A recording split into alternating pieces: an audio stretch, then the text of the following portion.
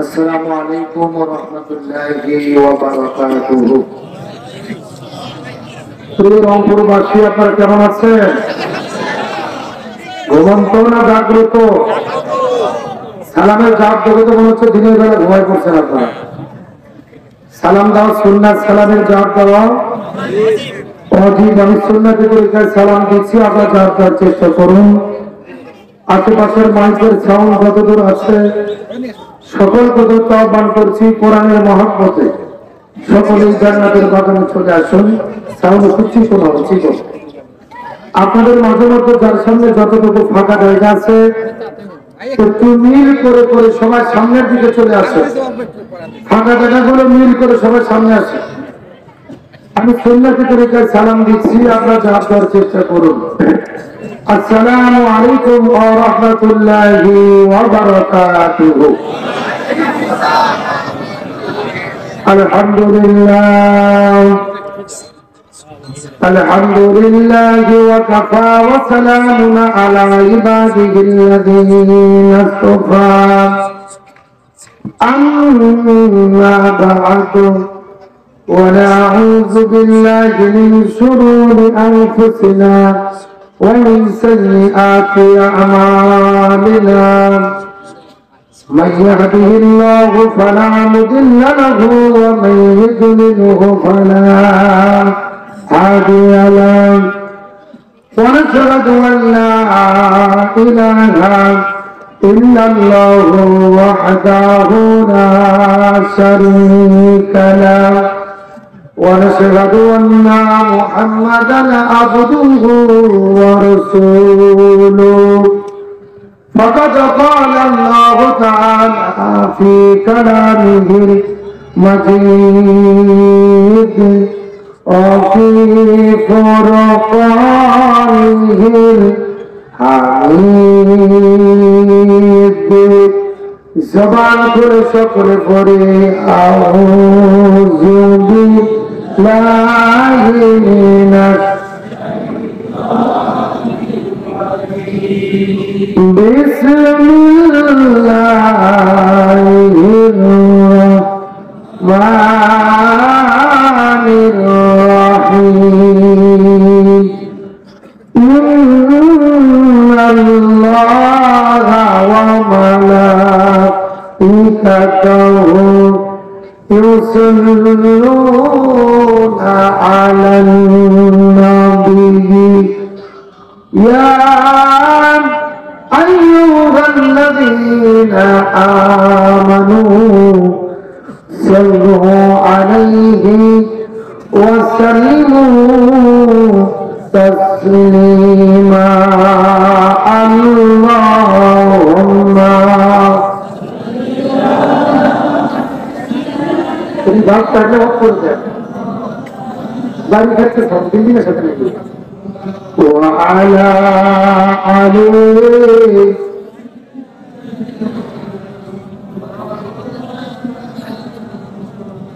সকল করি লা ইলাহা ইল্লাল্লাহ জোরে লা ইলাহা ইল্লাল্লাহ।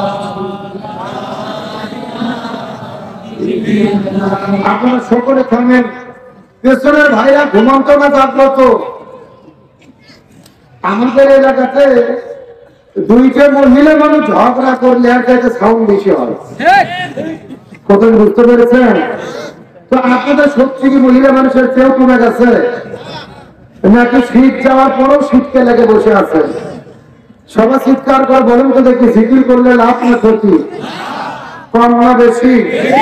কেমন লাগছে? মুহাম্মদ রাসূলুল্লাহ সাল্লাল্লাহু রাসূল বলেছেন বুখারী শরীফের হাদিসের ভেতরে, কোন ব্যক্তি যদি কোরআন শোনার জন্য কোনো মাহফিলে বসে যায় এবং কোরআনের আলোচনা চলতে চলতে সুবহানাল্লাহ আলহামদুলিল্লাহ আল্লাহু আকবার এই তাসবিহগুলো করতে থাকে, আল্লাহ তাআলা সমস্ত ব্যক্তিদের আমলে নামায় আসমান থেকে জমিন পর্যন্ত যতটুকু জায়গা আছে পুরো জায়গা সওয়াবে ভরপুর করে তাদের আমল নামার ভেতরে লিখে যায়। আর একটু জোরে বলেন। তাহলে বলেন তো দেখি সব কর্ম বেশি, তাহলে জিকির আস্তে করবো না জোরে করবো? সুতরাং সবার কণ্ঠকে ছেড়ে দিয়ে আকাশ বাতাস পদধ্বনিত করে একসঙ্গে আল্লাহর জিকির করব ইনশাআল্লাহ। এবং যেহেতু আজকে দিনের বেলা মাহফিল, আমি মঞ্চে ওঠার আগে ইতিমধ্যেই আপনাদের প্যান্ডেলটা মানুষের ভরপুর হয়ে গেছে, আলহামদুলিল্লাহ বলেন। দিনের মাহফিল তো ওয়াজ শুরু হবে শেষ হবে, কিন্তু মানুষের আশা শেষ হবে না। কথা কি বুঝেছে? মানে আমি যখন মোনাজাত করব দেখবেন লোকজন আসতেইছে, এখন লোক বারবার আসবে, বসার তো নাই জায়গা। কমিটির লোক আমাকে বারবার বলবে হুজুর লোকজন একটু সামনের দিকে চাপা। কি বলবে? এখন চা পাবো কোথায়? আমি যদি 30 মিনিট ধরে লোকই চাপাই আসি, 1 ঘন্টা তো ওয়াজ করবো কি? এই জন্য আমি আপনাদেরকে বলতে চাচ্ছি এই চাপা শেষ চাপা, এরপরে আর কোনো চাপা নাই। যেই কয়েকজন লোক আছেন একটা আখির চাপটা সামনে আসেন তো দেখি, সবার চাপে চাপে সামনের দিকে চলে আসে। আরেক সাথে জিকির করেন লা ইলাহা ইল্লাল্লাহ, জোরে লা ইলাহা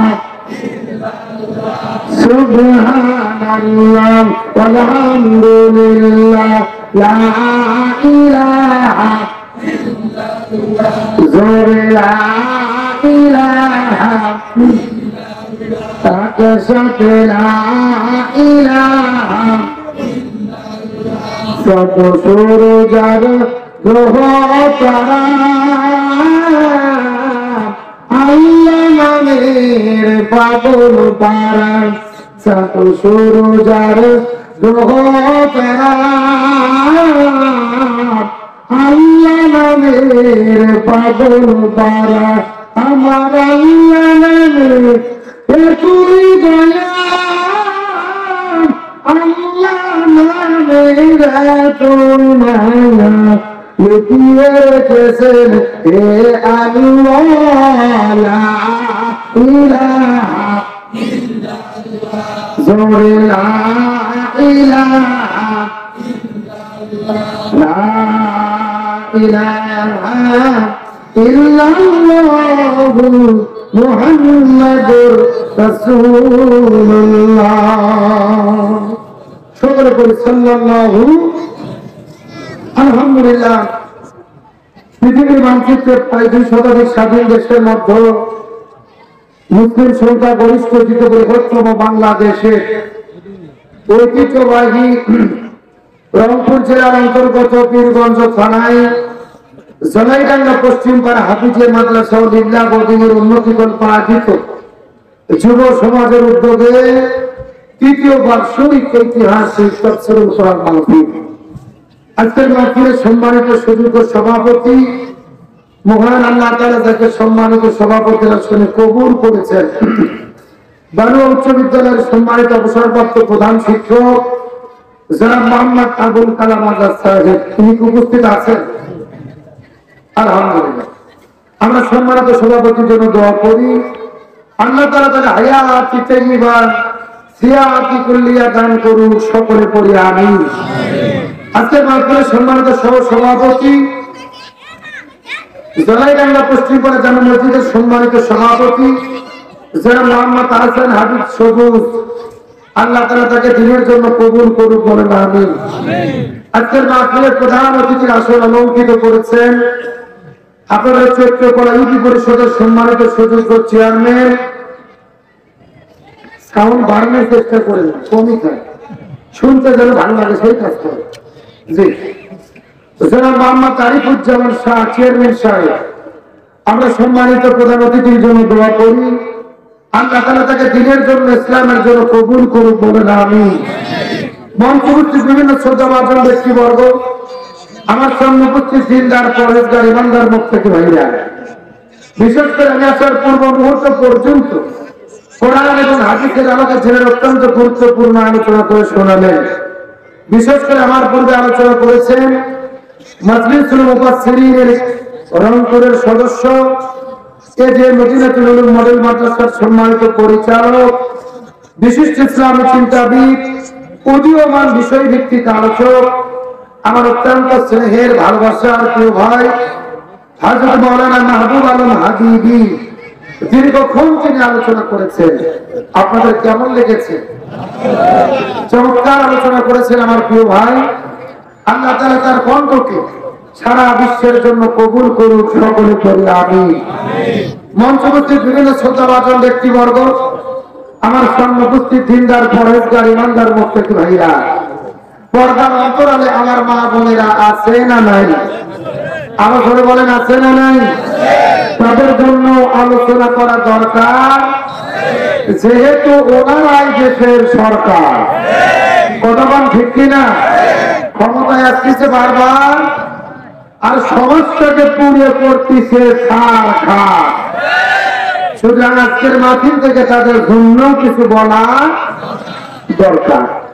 সকলের প্রতি ছেলে মোতাবেক শুভেচ্ছা জ্ঞাপন করে এই মুহূর্তে জানতে চাচ্ছি আপনারা সকলে কেমন আছেন?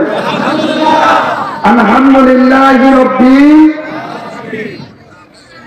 যে আল্লাহ তাআলা দোয়া করে, মায়া করে, মহব্বত করে, আরামের ঘুম থেকে প্রসব করে কোরআনের মহব্বতে জান্নাতের বাজারে আশা এবং বসার মতো তৌফিক দান করলেন, সে আল্লাহর প্রতি আপনারা খুশি না বেজার? কম না বেশি? যদি হয়ে থাকেন খুশি, মুখে নিয়ে হাসি, উঁচু করে কান্না, সকলে একসঙ্গে করছে আলহামদুলিল্লাহ। আর জোরে বলি আলহামদুলিল্লাহ। রব্বানা লাকাল হামদ হামদান কাসীরান তাইয়িবান মুবারাকান ফীহি। চিৎকার করে বলেন আমরা প্রশংসা আদায় করলাম কার? আরো করে বলেন কার? প্রশংসা পাওয়ার একমাত্র যোগ্য মালিক কে? ইবাদত করবো কার? দাসত্ব করবো কার? গোলামি করবো কার? আইন মানবো কার? প্রশংসা করলাম কার? লাভ হলো কার? আল্লাহ। আপনাদের রংপুর জেলার কোন লোক যদি আল্লাহর প্রশংসা আদায় না করে, আল্লাহর কি খুব বেশি ক্ষতি হয়ে যাবে? আল্লাহর পাওয়ার কমে যাবে?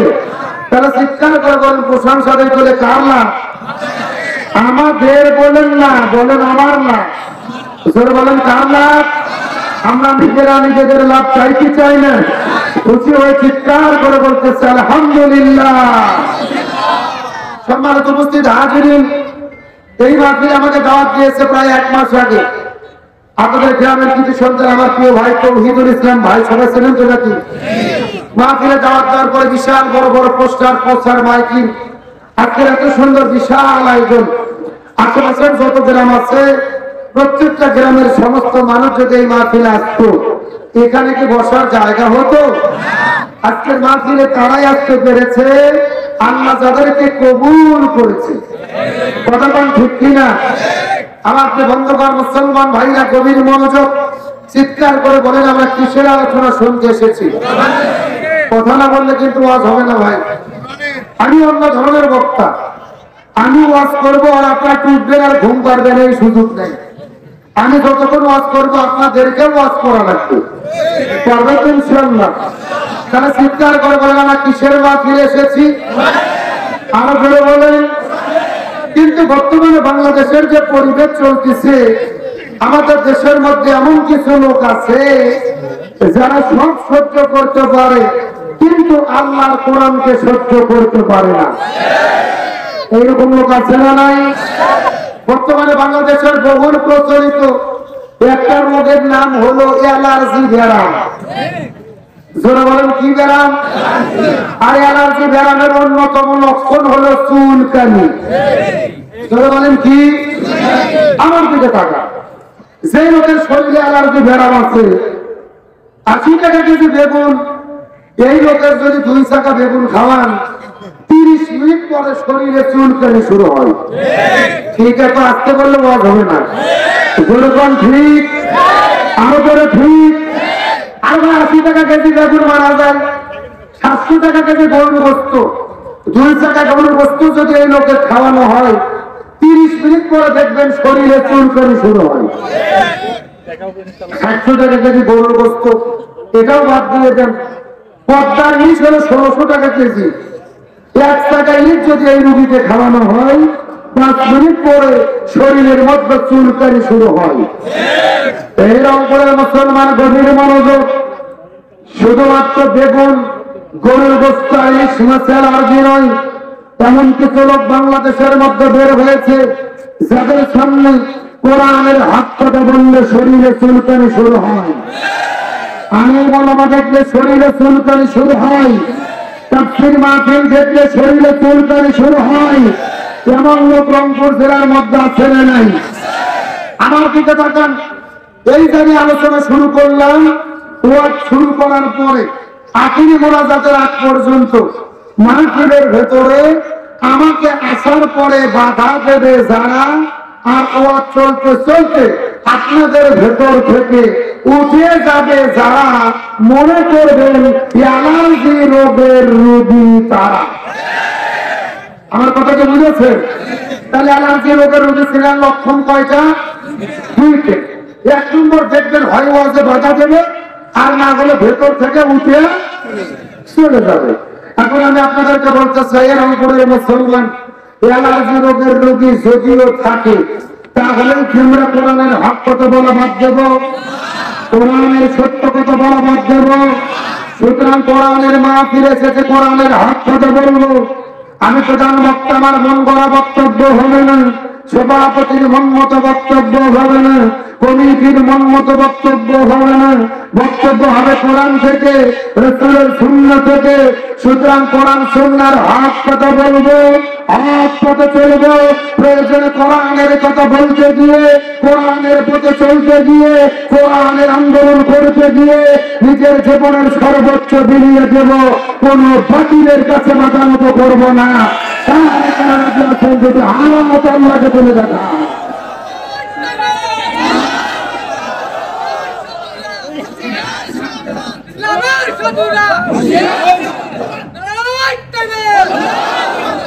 আপনাকে মন খারাপ করলেন, কষ্ট পাইলেন, কোন দলের পক্ষে বললাম, কোন দলের বিপক্ষে বললাম, রাজনীতি করলাম, চিৎকার করে বলেন চাকরি কি কোন ব্যক্তি, কোন দলের, কোন নেতার চাকরির কাজ?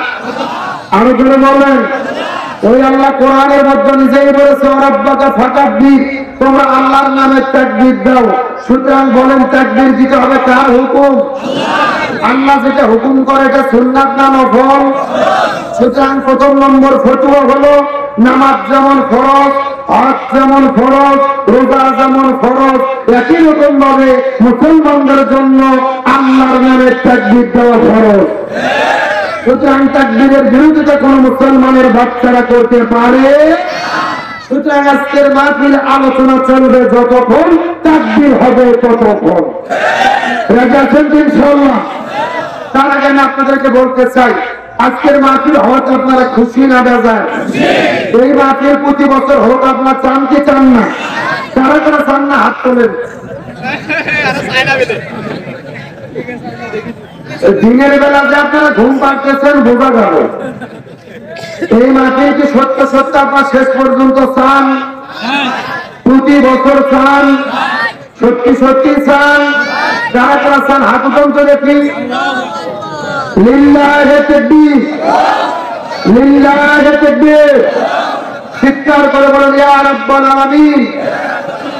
আজকের মাহফিলকে আপনি কবুল করে নেন। এই মাহফিলে ওসিলা করে আমাদের সবাইকে মাফ করে দেন। এই মাহফিলে আমাদের সামর্থ্য মতো দান করার তৌফিক দেন। সকল বলে আমিন। এখন হাতগুলো মুষ্টি করেন, মুষ্টি করে দেন। এখন আস্তে আস্তে নামাইয়া নামাইয়া নামাইয়া পকেটে ঢোকান। খুব ভালো করে বুঝবেন, দিনের মাহফিল টাইম যেহেতু বেশি নেই, মাত্র 2-4 মিনিট আপনাদের কাছ থেকে টাইম নেব, এরপরে আলোচনা শুরু করব। প্রয়োজনে আসল নামাজ 30 মিনিট পরে হবে, কোনো সমস্যা আছে? এই ডাক্তার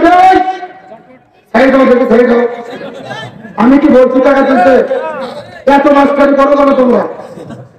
আগে যদি চিত্রকুটি খাও তো বল খাবা কখন সবুর করো কি চলুন ভাই কি চলে যাবেন আপনি রংপুর যা প্রধানমন্ত্রী গিয়ে আমরা শুরু করব আপনি টাকা কত দেবেন তাই কর 5,000 হবে যেগুলো হবে এর চেয়ে 5,000 হবে কত 20 50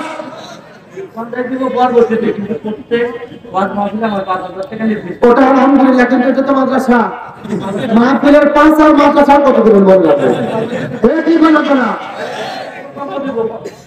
পরিকল্পনা আপনি পরিকল্প দেবেন চাউল দেবেন ডাল দেবেন এটা বাদ আপনার কাছে 5,000 টাকা আমাদের দাবি এই ছেলেগুলোর কাছে 10,000 টাকা চান কাছে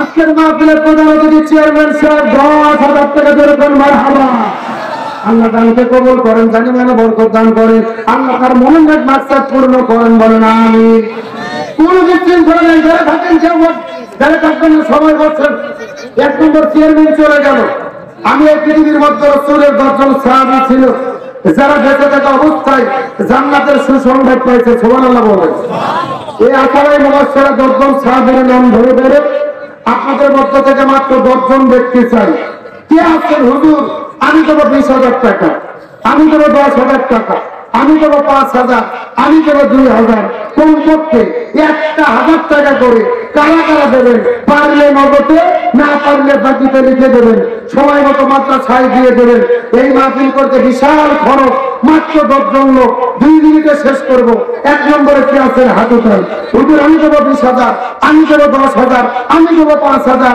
10 জন ব্যক্তি 1 নম্বরে কে আছেন হাত উঠান কে আছেন দেওয়ার মতো মাত্র 10 জন ব্যক্তি আমি মুসলমানের মানুষ দোয়া করে দেব 2 মিনিটের ভেতরে কে আছেন সাইফুল ইসলাম ভাই কত 1,000 টাকা লিল্লাহি তাকবীর আল্লাহ তাআলা তার দানকে কবুল করুন বলেন আমিন গেল 2 জন 3 নম্বরে কে আছেন হাত উঠান হুজুর আমি দেব 1,000 টাকা আমি দেব 1 মণ ধান 1 মণ ভুট্টো নাম কি মুস্তাফিজুর রহমান 1,000 টাকা লিল্লাহি তাকবীর আল্লাহ তাআলা দানকে কবুল করুন বলেন আমিন হয়ে গেল 3 জন 4 নম্বরে কে আছেন 10 জন ব্যক্তি পাইলে ওয়াজ শুরু কে আছেন 4 নম্বরে নাম কি মইনুল হক চাচা 1,000 টাকা লিল্লাহি তাকবীর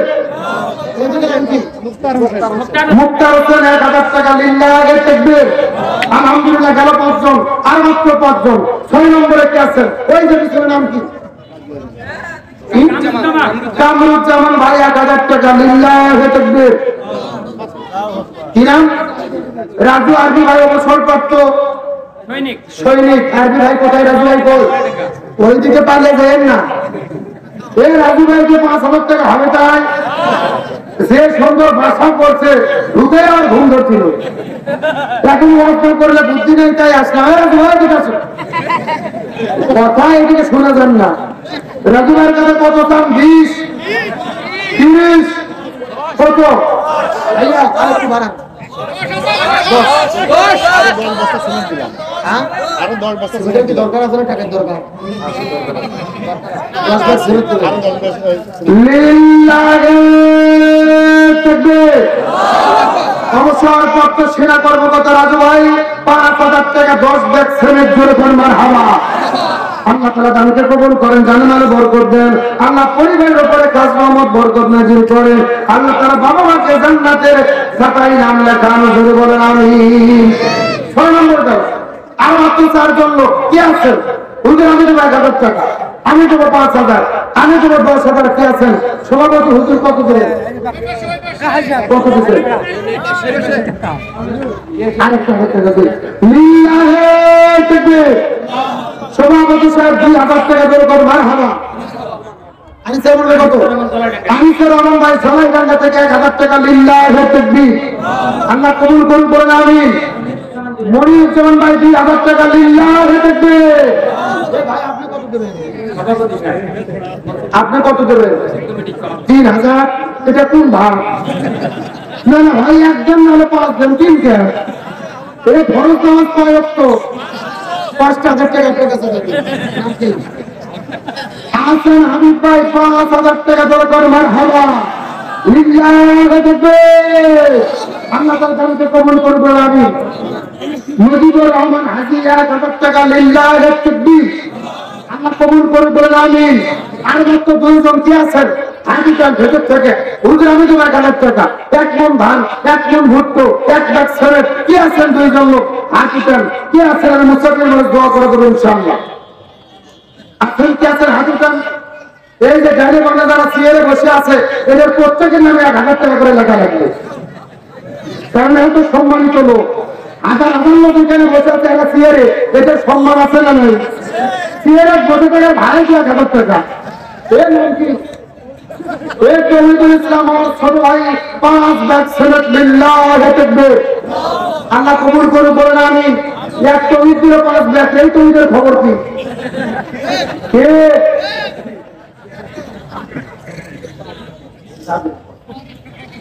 কোনো জোর নাই। লিল্লাহি তাকবীর। তৌহিদ ভাই 1000 টাকা জোর করে মারহাবা। আল্লাহ কবুল করে বলেন আমিন। আমি আপনাদের কাছে জিজ্ঞেস করতে চাই, আপনাদের ভেতরে পিতা মাতা মারা গেছে কাদের কাছে একটু হাত তুলুন তো দেখি। আরে ভাই ভয় পাই না, হাত উঠান। আল্লাহ সবার বাবা মাকে জান্নাতের মেহমান বানাক বলেন আমিন। ওই পিতা মাতা যদি বেঁচে থাকতো খাবার দেওয়া লাগতো, থাকার জায়গা দেওয়া লাগতো। ওই পিতা মাতা অন্ধকার কবরে শুয়ে আছে, কোন নেককার সন্তান আছে হুজুর আমার মৃত বাবার জন্য 1000 টাকা দেবো, মৃত মার জন্য 1000 টাকা দেবো, আমি মুসাফির মানুষ দোয়া করবো ইনশাআল্লাহ। কোন কোন নেককার সন্তান আছে হাত উঠান। নাম কি? আবুল কালাম আজাদ সাহেব 1000 টাকা লিল্লাহি তাকবীর। এই চাচার নাম কি? গোলাম মোস্তফা সাহেব 1000 টাকা লিল্লাহি তাকবীর। ওই যে পিছনে হাত তুলেছেন নাম কি? পেছনে কে যেন হাত উঠেছেন নাম বলেন। নাম কি? সুজন সতী কত? 1000 টাকা লিল্লাহি তাকবীর। আর ছেলে কে দিল? আমি রমজান একবার ছেলেটা আল্লাহ কবুল করবেন আমিন। নাম কি? রাজি 1000 টাকা লিল্লাহি তাকবীর। এই নাম কি? আলহাজ ডাক্তার মনোয়ার হোসেন। আলহাজ ডাক্তার বড় কিসের ডাক্তার রে? চাচা কিসের ডাক্তার? বাপজানা একটু বানান যায় না? আরে 1000 টাকা দেবেন, 1000 টাকা 3000 লিল্লাহি তাকবীর। ডাক্তার শুনে 3000 টাকা দরকার মারহাবা। আল্লাহ কবুল করুন বলেন আমিন। আছেন না তো আছেন যাওয়ার মতো হাত উঠান। সর্বশেষ হয়ে যাবে ইরশাদ আলী কয়দার। ইরশাদ আলী ভাই 1000 টাকা লিল্লাহি তাকবীর। ওই যে কিছু এক চাচা রনি সাহেব কত? 1000 টাকা লিল্লাহি তাকবীর। আব্দুল রহমান মেম্বার কত? মেম্বার কো? মেম্বার কি সাবেক না বর্তমান? এ ভাই সাবেক ভাই, আর 1000 টাকা বাড়ানো যায় না? 2 লিল্লাহি তাকবীর। ওরা কি সাবেক হয়েছে তো বর্তমান হলে জোর করে নেওয়া যেত। আল্লাহ কবুল করুন বলেন আমিন। আছেন আর কেউ আছেন যাওয়ার মতো? এখন আমি আপনাদেরকে জিজ্ঞেস করতে চাই, কি নাম? আমি আছেন রনি 1000 আল্লাহ কবুল করুন বলেন আমিন। এখন শেষ প্রশ্ন, আজকের মাহফিলে টাকা চাইছি দেখে কি আপনার মন খারাপ করছেন? এই মাহফিলে আমার প্রশ্ন, 1 টাকাও দেবেন না কারণ করে একটু হাত তুলুন তো দেখি। একজনও নাই আলহামদুলিল্লাহ। এখন বসেন বাবুল ভাই 1000 এখন ধরতে ধরে বসেন, ওয়াজ করতে পারে বসেন। যতটুকু হয়েছে আলহামদুলিল্লাহ আমার মনে হচ্ছে আগে বলছেন 1 টাকাও দেবেন না এইরকম কোন লোক নাই আলহামদুলিল্লাহ করেন। তার মানে সবাই তো দেবেন, সবার একবার হাত তুলুন তো দেখি। সবাই উঠান লিল্লাহি তাকবীর। আজকে মুষ্টি করেন। এখন বিসমিল্লাহ বলে আস্তে করে পকেটের মধ্যে ঢুকান। ছেলে পেলে ব্যাগটা আপনাদের মধ্যে ঢুকতেছে 10, 20, 50, 100 যে যা পারেন 10 টাকা হলেও দেবেন, একজনও মিস করবেন না। যার পকেটে যা আছে দিয়ে দেন, প্রয়োজনে ভেঙে ছেড়ে তাহলে তাই দেন, কোনো টেনশন নেই, আমরা বিক্রি করে নেবো। আর মাহবুবদেরকে বলবো আমার মায়েরা বোনেরা, আপনাদের মধ্যে ব্যাগ যাচ্ছে, চাদর যাচ্ছে, স্বামীর পকেট করে যে টাকাগুলো নিয়ে এসেছেন দয়া করে নিয়ে যাবেন না। কোরআনের মহব্বতে দিয়ে যান। মাদ্রাসার মাহফিল, যুব সমাজের মাহফিল বলতেছি তো। মহিলাদের মধ্যে চাদর যাচ্ছে, ব্যাগ যাচ্ছে। আমার মায়েরা বোনেরা দান করবেন মাহফিলের জন্য, যে যতটুকু পারেন, 10, 20, 50, 100, 500। আর মা বোনেরা যদি নগদে বাকিতে দান করতে চান, প্রয়োজনে লিখে দিতে পারেন।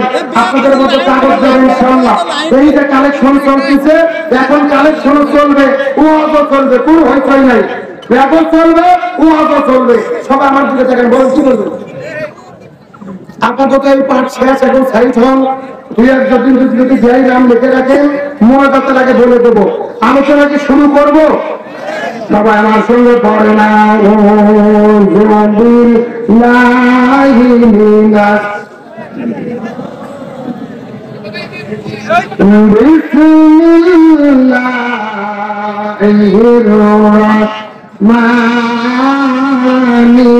রহিম।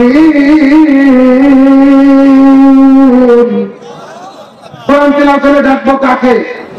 রাসূল বলেছেন যারা জীবিত অবস্থায় আল্লাহর নামে তাকবীর বেশি দেবে, ওদের হাড়ের সমস্ত বেড়া আল্লাহ তাআলা ভালো করে দেবে। চিৎকার করে বলেন তো দেখি আল্লাহু আকবার।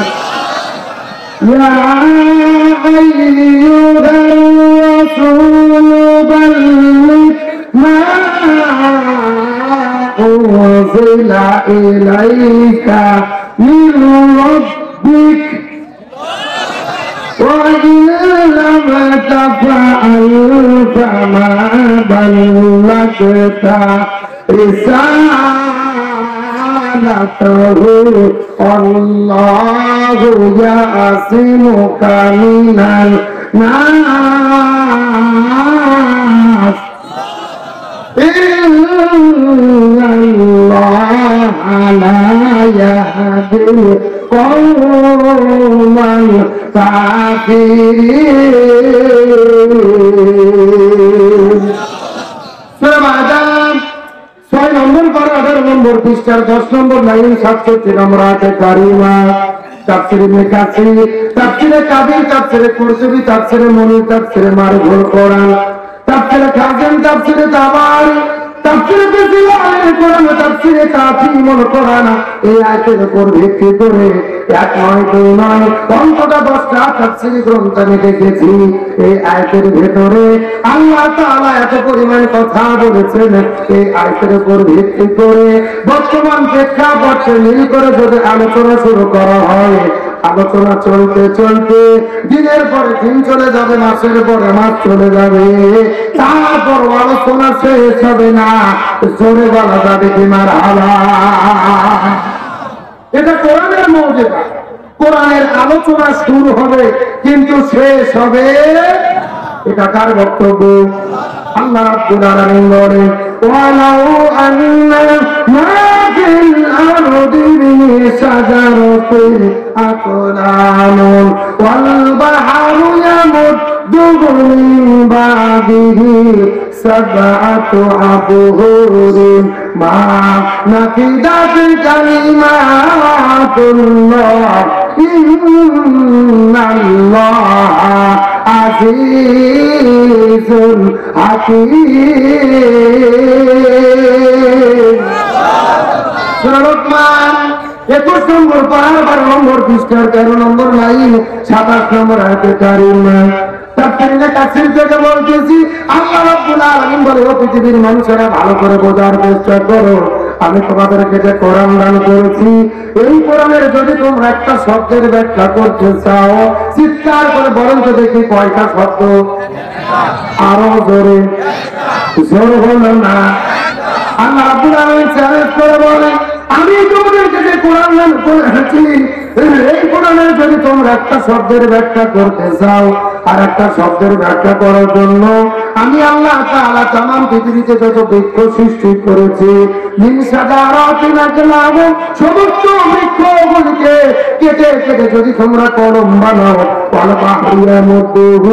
আর সমুদ্রের পানিগুলোকে যদি তোমরা কালি বানায় নাও, तमाम পৃথিবীর বৃক্ষ কলম আর সাত সমুদ্রের পানিকে একত্রিত করার পরে যদি তোমরা লেখা শুরু করো, আল্লাহ তাআলা চ্যালেঞ্জ করে বলে, লিখতে লিখতে তাম পৃথিবীর বৃক্ষ কলম ফুরে যাবে, সাত সমুদ্রের পানি কালি ফুরে যাবে, তারপর কোরআনের একটা শব্দের ব্যাখ্যা লিখে কখনোই শেষ করা যাবে না। আচ্ছা মানুষ বলো দেখি রাত্রি কেন কালো, সূর্য বলো কোথা থেকে পাইল এত আলো, ফুলগুলো নানান রঙের কেমন করে হয়, পাতাগুলো সবুজ বটে ফুলের মতো নয়, দুধ কেন এত সাদা, মরিচ কেন ঝাল, আমগুলো পাকলে বলো কেমনে হয় কালাল, আরে পশু পাখি হয় না কথা মানুষ কেমনে কয়, বড় মানুষ বলো দেখি কিভাবে তাও হয়, ভাবি সবই মহাপ্রভুর দান, নত শিরে চেষ্টা করো ও যে মুসলমান, আরে দিনগুলো একই রকম পার্থক্য নেই মতে, তবে সাদা কালো বাচ্চাগুলো কেমন করে ফোটে, আমরা সবাই বাস করি এই পৃথিবীর রঙে, হাতের নাকা মতের চেহারা মেলে না কারো সঙ্গে, আর মেলে না গলার আওয়াজ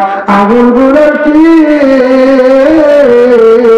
আল্লাহ তাআলা একজন আছে প্রমাণ হলো ঠিক, চিৎকার করে বলেন মারহাবা, জোরে লা ইলাহা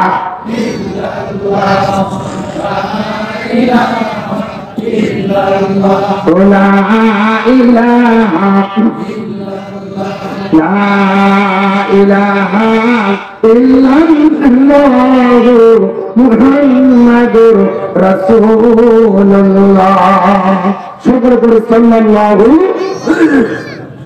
তাম পৃথিবীর বৃক্ষকে কলম বানিয়ে সাত সমুদ্রের পানিকে কালি বানিয়ে লিখলেও কোরআনের একটা শব্দের ব্যাখ্যা লিখতে শেষ করা যাবে। আমি কোরআন থেকে একটা আয়াতে কারিমা তেলাওয়াত করেছি, সর্বোচ্চ 40 থেকে 50 মিনিট আলোচনা হবে। আলোচনা কি শেষ করা সম্ভব হবে?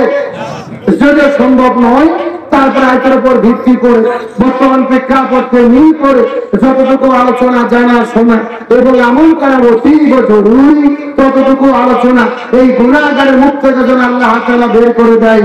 সকলে পড়ি আমিন। তার আগে আপনাদেরকে একটা কথা জিজ্ঞেস করতে চাই, আমার কথা বুঝতে কি কোনো সমস্যা হচ্ছে, কোনো কষ্ট হচ্ছে? বাংলাদেশের কিন্তু কিছু কিছু জেলা আছে যেই জেলার ভাষাগুলো বোঝা যায় না, যেমন ছেলের ঠিকাদার নোয়াখালী কক্সবাজার আছে না নাই? ওর বাজার আমি গত 4 বছর আগে মাহফিলে গিয়েছিলাম, ছেলের বিভাগের হবিগঞ্জ জেলা। বলেন কোন জেলা? ওই হবিগঞ্জে যাওয়ার পরে এইরকম একটা বৃদ্ধ চাচা আমার কাছে আছে, বলতেছে হুজুর আপনি কিতা খাইতা, এ গু খাইতা না ও গু খাইতা, সাদা গু খাইতা না কালা গু খাইতা, শুকনা গু খাইতা না ভিজে গু খাইতা। আমি চিন্তা করলাম কে রে, আমি কি ঢাকা থেকে গু খাওয়ার জন্য আসলাম? আমি বলে আমি গু খাইতাম না, তোদের গু তোরাই খাতা। তখন শিক্ষিকাটা ছেলে এসে বলতেছে হুজুর আপনি তো বুঝতে পারেনি, আমাদের এখানে তো গু মানে গু না, গু মানে হলে এইটা। আমার কাছে 2 ধরনের মিষ্টি নিয়ে এসেছে, একটা হলো সাদা মিষ্টি আর একটা হলো কালো মিষ্টি। আপনারা কি মিষ্টি চেনেন? এ গোল্লা চেনেন না? গোল্লা একটা হলো সাদা গোল্লা আর একটা হলো কালো গোল্লা। এটাই বড় দরকার ছিল, হুজুর আপনি এটা খাবেন না ওটা খাবেন, সাদাটা খাবেন না কালোটা খাবেন, শুকনাটা খাবেন না ভিজাটা খাবেন। তা না বলে আমাকে বলতেছে হুজুর আপনি এ গু খাইতেন ও গু খাইতেন, সাদা গু খাইতা না কালা গু খাইতা, শুকনা গু খাইতা না ভিজা গু খাইতা। বোঝার কি কোনো বুদ্ধি আছে ভাই? তো আমি যে কথা বলতেছি আপনাদের বুঝতে কি কোনো সমস্যা হচ্ছে, কোনো কষ্ট হচ্ছে? আলোচনা কি চলবে? শেষ পর্যন্ত থাকবেন তো ইনশাআল্লাহ? যদি থাকবেন না কারা কারা একটু হাত তুলে দেখান। এই হলো হুজুরা বাঙালি, যাই বলে আরে তার সাথে যাই রে বোঝা শোনা নাই যদি ফোন করো। সত্য সত্য শেষ পর্যন্ত থেকে আখের মোনাজাত করে কারা কারা যেতে চান টান টান করে বলতে হাত আল্লাহকে তুলে দেখান। লিল্লাহি তাকবীর। ছাউন ভাই হাত টান দেন বলে তো দেখি উঠান ধরে সঙ্গে একটু গোলা কাটার জানতে দেখেন আপনার তো মুক্তি করেন সত্যি হোক সত্যি। হ্যাঁ আমি যখন চাপ দিয়ে যখন দেবো এর একটা করে ঝাঁকি বাড়বে, রাজা চৌধুরী সাল্লাহ লিল্লাহি তাকবীর আল কোরআনের আলো আল হাদিসের আলো দুনিয়ার মুসলিম ইসলামের ছোটরা কোরআন আছে যেখানে হাদিস আছে যেখানে কোরআন নাই যেখানে সত্য যেখানে দুর্নীতি যেখানে ইসলাম চর্চা যেখানে আলেম ওলামা যেখানে কোরআন আছে যেখানে আল কোরআনের আলো ঘরে ঘরে জানো সংসদে জানো সারা বাংলায় জানো সারা বিশ্বে জানো দুনিয়ার মুসলিম ইসলামের শত্রুরা লিল্লাহি তাকবীর আলহামদুলিল্লাহ বলে যাকে এত বলে বোঝা গেল এই এলাকাতে আজকে মাহফিল একটা হচ্ছে। আপনার সবাই কিন্তু হাত করে ওয়াদা করলেন শেষ পর্যন্ত থাকবেন, এখন না থেকে যদি উঠে চলে যান ওটা ভঙ্গ করা কিসের লক্ষণ? আমার ঘরে বলেন আপনারা কি মুনাফিক হতে চান? মুনাফিক হতে চান কি চান না? মোনাজাতের আগে বোঝা যাবে। আল্লাহ আমাদেরকে থাকার তৌফিক দান করুন, বলুন আমিন। আজকে আমরা যে সূরাটি আলোচনা করব এই সূরাটির নাম হলো সূরা মাইদা। সূরার নাম কি? সূরা মাইদার 67 নম্বর আয়াতে কারিমা লক্ষ্য করুন। আল্লাহ তাআলা সর্বপ্রথম বলছেন ইয়া আইয়ুহার রাসূল, হে রাসূল বাল্লিগ, আপনি তাবলীগ করেন। চিৎকার করে বলেন সুবহানাল্লাহ। বাল্লিগ শব্দটি হলো আমরের সিগা। আমর শব্দের অর্থ হলো আদেশ করা, অর্ডার করা, প্রমাণ করা, হুকুম করা। আল্লাহ তাআলা নবীকে আদেশ করে বলতেছেন বাল্লিগ, আপনি তাবলীগ করেন। তাহলে চিৎকার করে বলেন তাবলীগ করতে হবে হুকুম কার? আল্লাহ। আরো জোরে এখন বলেন বাংলাদেশে তাবলীগ নামে একটা দল আছে না নাই? এখন বুঝে শুনে কথা কম। তাবলীগ কি শুধু এই তাবলীগ দলের উপরে করা ফরজ, না পৃথিবীর সব মুসলমানদের উপরে করা ফরজ? খুব ভালো করে বুঝবেন। প্রথম 2 মিনিট যদি না বোঝেন পুরো আলোচনা বোঝার কোনো বুদ্ধি নেই। রাসূল বলতেছেন আল্লাহ আপনি তো তাবলীগ করতে বললেন, আমরা কি দিয়ে তাবলীগ করব? আল্লাহ কত চমৎকার করে বললেন মা উনজিলা ইলাইকা মির রাব্বিক, আপনার রব আপনার উপরে যে কোরআন নাযিল করেছে এই কোরআন দিয়ে আপনি তাবলীগ করেন। সুবহানাল্লাহ বলেন। তাহলে চিৎকার করে বলেন তাবলীগ করতে হবে কি দিয়ে? আরো জোরে। কোরআন ছাড়া অন্য কোন কিতাব দিয়ে তাবলীগ করলে তাবলীগের হক আদায় হবে। এরপর আল্লাহ কত মারাত্মক কথা বলেছেন লক্ষ্য করুন। আল্লাহ তাআলা বলতেছেন ওয়া ইল্লাম তাফআল ফামা বাল্লাগতা রিসালাতুহু। এর উপর আপনি খুব ভালো করে জেনে নেন, আপনি নবী যদি কোরআনের তাবলীগ করতে যান, আপনি নবী যদি কোরআন দিয়ে তাবলীগ না করেন, আপনি নবী রিসালাতের দায়িত্বই পালন করবেন না। কতটা মারাত্মক কথা চিন্তা করে দেখেছেন? স্বয়ং আমাদের নবী যদি কোরআন দিয়ে তাবলীগ না করতো, রিসালাতের দায়িত্ব পালন হতো। শেষ কথা ভালো করে বোঝার চেষ্টা করুন। আল্লাহ তাআলা বলতেছেন আল্লাহু ইয়াসিমুকা মিনান নাস। এরপর আমি খুব ভালো করে জানি আপনি নবী যদি কোরআনের তাবলীগ করতে যান, কোরআনের দাওয়াত দিতে যান, কোরআনের আন্দোলন করতে যান, আবু জেহেল, উতবা, সাইবা, উলিদ বিন মুগীরা আপনার বিরুদ্ধে ষড়যন্ত্র করবে, আপনাকে হত্যার পরিকল্পনা করবে। হে রাসূল আপনি জেনে রাখুন, আপনি নবী কোরআনের তাবলীগ করতে গিয়ে যদি বিপদে পড়েন, আমি আল্লাহ আপনাকে সাহায্য করব। চিৎকার করে বলেন তো দেখি আল্লাহু আকবার। আরো জোরে বলেন আল্লাহু আকবার। চিৎকার করে বলেন তো তাবলীগ করতে হবে হুকুম কার? আরো জোরে বলেন কার? তাবলীগটা করতে হবে কি দিয়ে? আরো জোরে বলেন কি দিয়ে? আর তাবলীগ করতে যে বিপদের মধ্যে পড়লে কে সাহায্য করবে? মুসলমান গভীর মনোযোগ। আমি কিন্তু আপনাদের মধ্যে দীর্ঘক্ষণ আলোচনা করবো না, মাত্র কয়েক মিনিট কথা বলার পরে আপনাদের মধ্যে থেকে বিদায় না চলে যাবো। কথাগুলো বোঝার চেষ্টা করবেন। কোরআনের তাবলীগটা কাকে বলে, আর কোরআনের তাবলীগটা কেমনে করা লাগবে, আর কোরআনের তাবলীগটা করতে গেলে বিপদের মধ্যে পড়লে আল্লাহ কেমনে সাহায্য করবে, এই বিষয়টা বোঝানোর পরে আপনাদের মধ্যে থেকে বিদায় না চলে যাব। কথাগুলো গভীর মনোযোগ দিয়ে বোঝার চেষ্টা করবেন।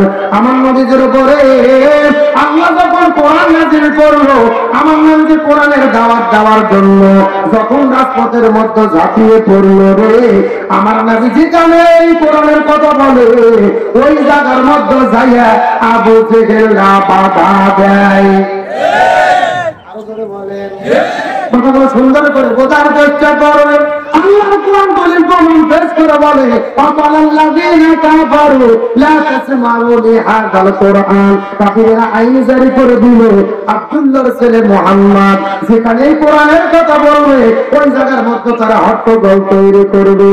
এখন আমি আপনাদেরকে জিজ্ঞাসা করে বললাম তো দেখি রংপুরের মুসলমান আজকেও বাংলাদেশের ভেতরে যারা কোরআনের মাহফিলে বাধা দেয় এইরকম লোক আছে না নাই? আমার কথা সোজা, সেই সময় নবীজি কোরআনের কথা বলেছে, আবু জেহেলের বাচ্চারা বাধা দিয়েছে। আজকে বাংলাদেশের ভেতরে যারা কোরআনের মাহফিলে বাধা দেয় তারাই হলো ডিজিটাল আবু জেহেল। আমার কথা বলেন, এইরকম আবু জেহেলের বংশধররা আছে না নাই? এরকম পীরগঞ্জের মুসলমান গভীর মনোযোগ। গতকালকে রাত গেছে বগুড়া জেলার লক্ষ লক্ষ মানুষের চোখের পানি ফেলে কান্না করে আমির হামজা ভাইয়ের মাহফিল ছিল বগুড়া জেলার শাহজাহানপুর থানায় ঐতিহাসিক ডুমনপুকুর কামেল মাদ্রাসা মাঠে। আমি আলোচনা শুরু করেছি 8টায়, আমির হামজা ভাই মঞ্চে এসে উঠবেন 10টায় তার মঞ্চে ওঠার কথা ছিল, কিন্তু তার প্রথম মাহফিল ছিল গাবতলীতে। ওই জায়গায় মাহফিল করার পরে তিনি যখন রওনা করেছে, প্রশাসনের ভাইরা তার গাড়িতে আটক করে ফেলেছেন। রাস্তার মধ্যে ব্যারিকেড দিয়ে তার গাড়ির সঙ্গে আমার গাড়ি সহ 4টে গাড়ি ছিল, সব গাড়িগুলোকে আটক করেছেন। চতুর্দিক থেকে মানুষেরা ঘেরাও করার পরে আমি হামজা ভাইকে অত্যন্ত কষ্ট করে সেখান থেকে হেফাজত করে তারা অন্য জায়গার মধ্যে সংরক্ষণ করে রেখেছিলেন। সেই ডুমনপুকুর কামিল মাদ্রাসা প্রায় শত শত বছরের ঐতিহ্য মাদ্রাসা, লক্ষ লক্ষ মানুষ এসেছিল কোরআন শুনতে। এই লক্ষ মানুষেরা কোরআন শুনতে পারলো না, লক্ষ মানুষেরা চোখের পানি ফেলে ফেলে কান্না করে করে বিদায় নিয়ে চলে গেছে। এই যে লক্ষ মানুষকে যারা কোরআন শুনতে দিল না, চোখের মধ্যে থেকে পানি বের করলো, নিঃসন্দেহে তারাই হলো বাংলাদেশের আবু জেহেল। আর বলে বলেন, এ বগুড়া মুসলমান জরুরের শেষ কথায় আমি হামজা ভাইকে ধরতে পারিনি। তাদের উদ্দেশ্য ছিল তাকে আটক করা, গ্রেপ্তার করা। তাকে গ্রেপ্তার করতে না পেরে 4টে গাড়ি ড্রাইভার সহ আটক করেছে। তার মধ্যে আমার একটা গাড়ি আছে। ডুমনপুকুর মাদ্রাসা কর্তৃপক্ষ একজন শিক্ষক সহ আমার গাড়িটা পাঠিয়ে দিয়েছিল আগের মাহফিলে রিসিভ করার জন্য। কি অপরাধ, সেই গাড়িটাও থানায় আটক। এখন পর্যন্ত আমার গাড়ি এবং ড্রাইভার থানাতে আটক আছে। এই যে গাড়িটা আমি নিয়ে এসেছি ভাড়া করে, আমার গাড়িটা আমি আনতে পারি নাই, আমার ড্রাইভার গাড়ি এখনো থানায় আটক। আমার মুসলমান ভাইরা, এই যে জনম নির্যাতন অপরাধ কি আমি হামজা কি বাপদাদার ইচ্ছা বলে, ইচ্ছা মতো কোনো কথা বলে? বরং বাংলাদেশের একমাত্র বক্তা আমির হামজা, যিনি ডাক্তার জাকির নায়েকের মতো কোরআনের পারা পৃষ্ঠা লাইন ধরে ধরে কথা বলে। আমাদের বলেন না কেন? এই বগুড়া জেলার ডুমনপুকুর মাদ্রাসার ভেতরে বগুড়া, নওগাঁ, নাটোর, সিরাজগঞ্জ প্রায় 4 জেলা থেকে প্রায় লক্ষ লক্ষ মানুষ উপস্থিত হয়েছিল। এই মানুষগুলো কান্না করে বিদায় নিয়েছে, কোরআন শুনতে দেয়নি, কোরআনের মাহফিলে আমির হামজাকে যেতে দেয়নি, কোরআনের কথা বলতে দেয়নি। আমরা বলতে চাই, তোমরা যারা আলেমদেরকে কোরআনের কথা বলতে দাও না, কোরআনের মাহফিল 140 ধারা জারি করো, মনে রেখো তোমাদের জন্য জান্নাতে রেখেছে 140 ধারা জারি করা হবে। এরা জান্নাত পাওয়া তো দূরের কথা, জান্নাতের ঘ্রাণও মনের মধ্যে বড় কষ্ট লাগে। এই বাংলাদেশে যাত্রা চলে, গান চলে, সিনেমা চলে, নারীদের যৌন ব্যবসা চলে, কোনো কিছু বন্ধ হয় না, অথচ কোরআনের মাহফিল বন্ধ করা হয়। যারা বলেন না কেন? গতকালকের সেই জীবন পুকুর মাদ্রাসায় লক্ষ লক্ষ মানুষের কান্নায় আকাশ বাতাস ছেড়ে হয়ে উঠেছে। মাদ্রাসার শিক্ষকেরা হাউমাউ করে কেঁদেছে, মাদ্রাসার ছাত্ররা কান্না করেছে, কমিটির মানুষেরা কেঁদেছে, লক্ষ লক্ষ মানুষ কেঁদেছে। তোমরা যারা লক্ষ মানুষকে কোরআন শুনতে দাওনি, ওই হাসরের ময়দানে আমরা লক্ষ মানুষেরা আল্লাহর কোরআন নিয়ে তোমাদের বিরুদ্ধে মামলা দায়ের করব। দেখি তোমাদেরকে কোন বাপের বেটা সেই দিন পার করে। কথা বলো না কেন? ক্ষমতা দেখানোর জায়গা পান না, ক্ষমতা ব্যবহার করেন কোরআনের মাহফিল বন্ধ করতে। কোরআনের মাহফিল বন্ধ করে মানুষদের কথা শুনতে দেন না। আমির হামজার মাহফিলকে বন্ধ করে দেন। আমির হামজার দিকে এত ভয় কেন? আমির হামজাকে নিয়ে আপনাদের এত টেনশন কেন? তার কারণ হলো আমির হামজা জালেমের জুলুমের বিরুদ্ধে কথা বলে।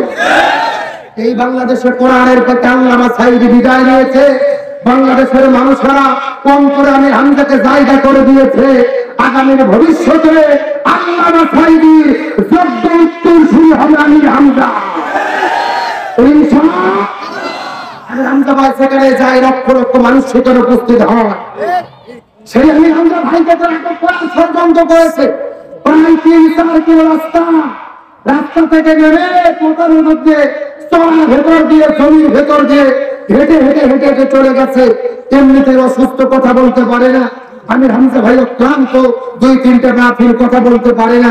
3 বছর জেলে বন্দী ছিল, ভালো খাবার দেয় নাই, ভালো কোনো সুযোগ ছিল না, শরীরটা দুর্বল, তারপরে কষ্ট করে কথা বলে।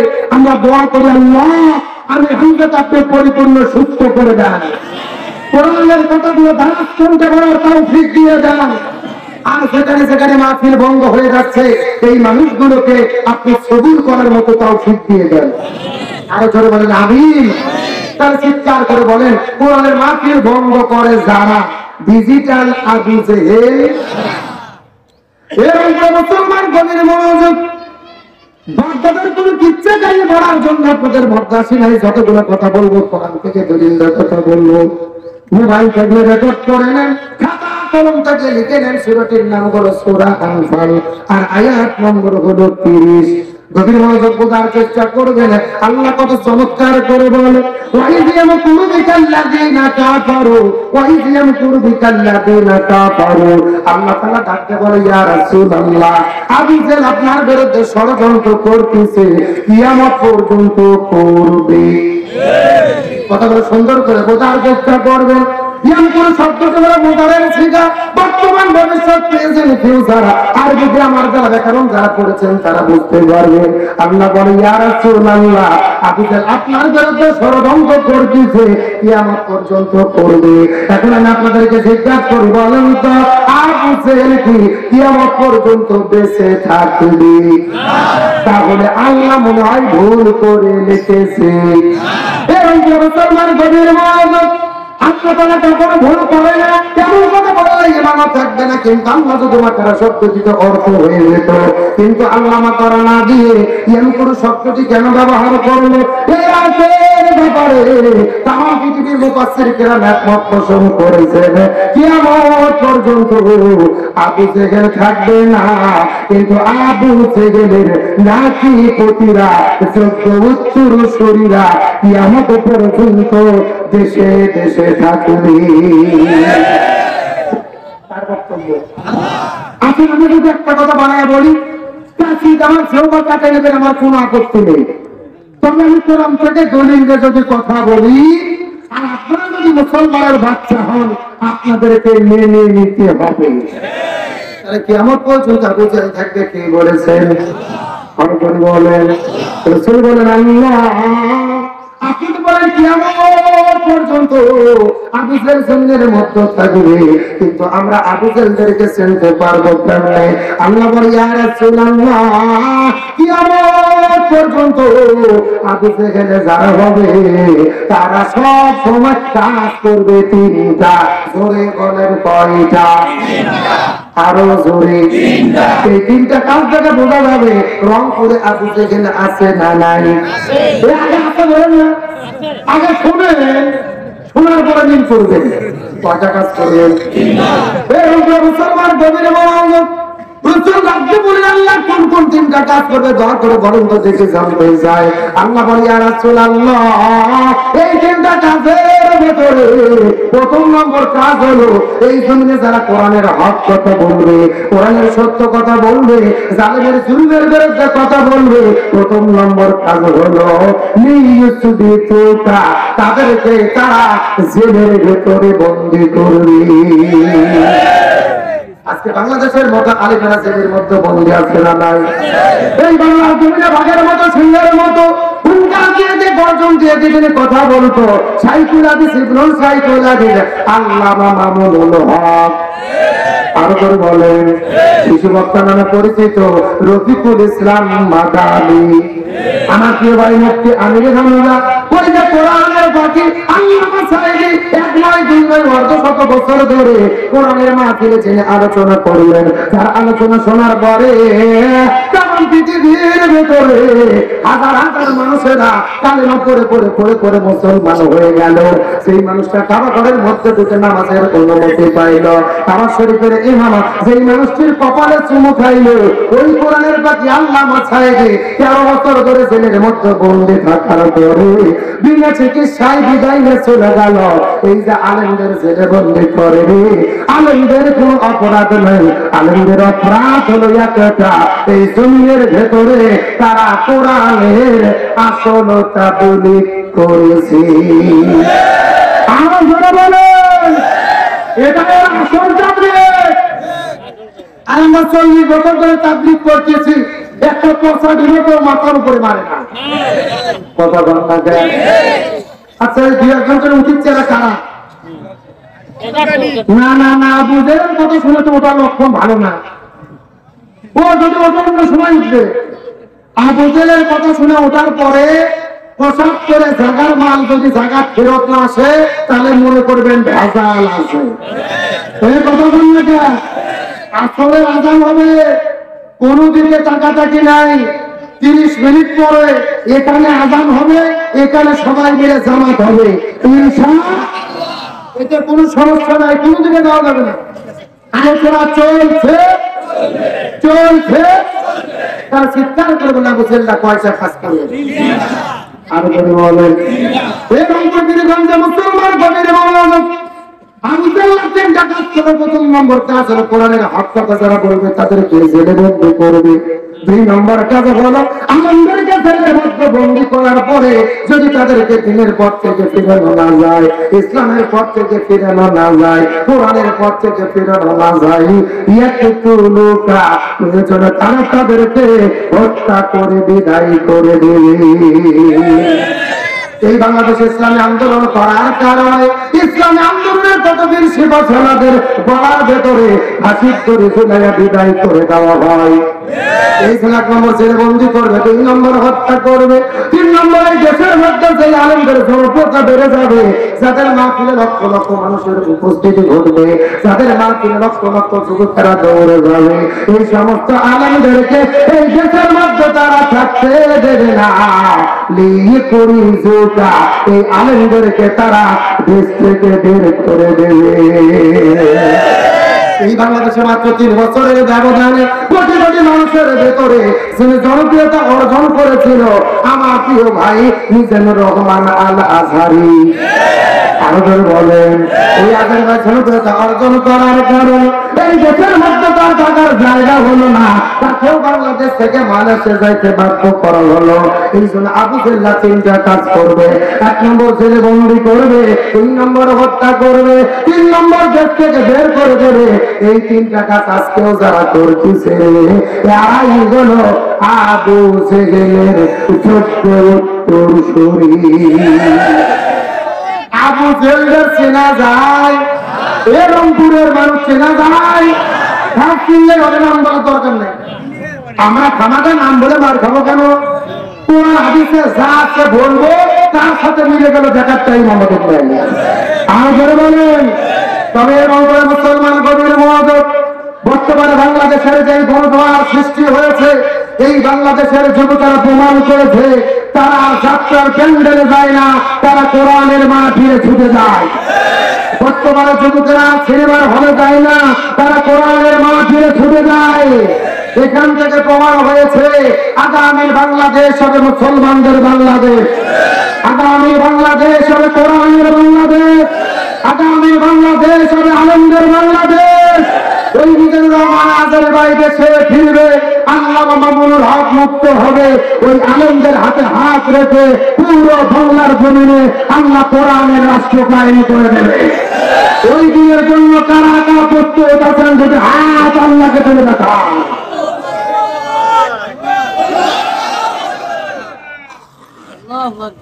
একজন তাকবীর দেন, তাকবীর দেন।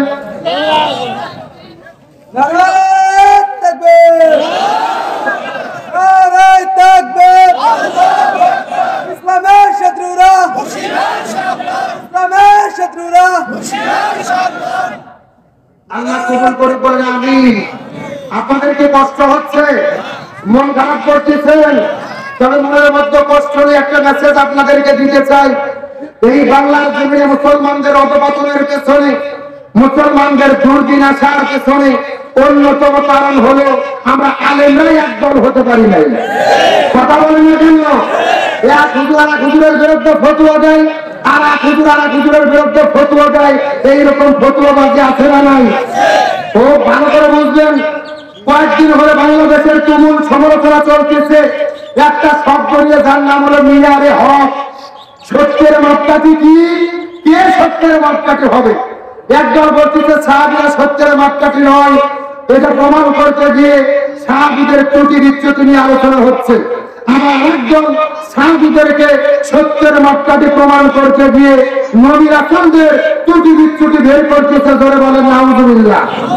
খুব ভালো করে বোঝার চেষ্টা করবেন। এই বাংলার জমিনে ফতোয়াবাজি করতে গিয়ে এমনকি মাজলুম সংগঠন, সেই সংগঠনকে তারা ফতোয়া দিচ্ছে যে এরা হলো সাহাবী বিদ্বেষী। এই কথা বলে না কেন? সেই সংগঠনের হাজার হাজার নেতা কর্মীরা লক্ষ লক্ষ হাজার হাজার পৃষ্ঠা বই লিখেছে সাহাবীদের জীবনী নিয়ে।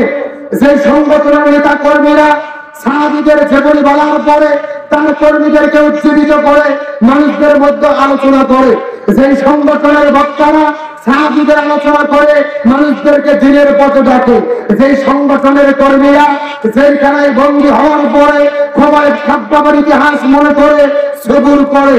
যেই সংগঠনের নেতা কর্মীরা রিমান্ডে যাওয়ার পরে হযরত বিলালের ইতিহাস মনে করে সবুর করে। যেই সংগঠনের নেতা কর্মীরা মুহাজিরদের ইতিহাস মনে করে হাজার হাজার নেতা কর্মী ঘর বাড়ি ছাড়া, কেউ বা জেলে বন্দী, কেউ বা ফাঁসির দড়িতে ঝুলেছে। ওই সংগঠনের মানুষদেরকে আপনার সাহাবী বিদ্বেষী বলবেন, নিঃসন্দেহে এটা চূড়ান্ত মিথ্যাচার ছাড়া কিছু হতে পারে না। কতটা মিথ্যাচার চিন্তা করে দেখেন। আমরা নাকি সাহাবী বিদ্বেষী, আমরা সাহাবীদেরকে দেখতে পারি না। এটা মানুষ তো দূরের কথা, এটা শয়তানও বিশ্বাস করবে না। এটা কথা বলবেন না কেন? খুব ভালো করে বোঝার চেষ্টা করবেন। আমার নবী হাদিস শরীফের মধ্যে বলেন, বিদায়ী হজের দিনে 1,14,000 সাহাবী। রাসূল বললেন, তারাক্তু ফীকুম আমরাইন লান তাদিল্লু মা তামাসসাকতুম বিহিমা কিতাবাল্লাহি ওয়া সুন্নাতা রাসূলি। হে সাহাবীরা, জেনে রাখো আমি তোমাদের জন্য দুইটা জিনিস রেখে যাচ্ছি, যদি আঁকড়ে ধরতে পারো কখনোই বিচ্ছিন্ন হবে না। এক নম্বর হলো আল্লাহর কিতাব পবিত্র কোরআন, আর দুই নম্বর হলো আমি রাসূলের সুন্নাহ। চিৎকার করবেন আল্লাহু আকবার। এই জন্য অনেকেই বলেছেন আমার রাসূল হলো একমাত্র সত্যের মাপকাঠি, আমার রাসূল হলো সত্যের মাপকাঠি।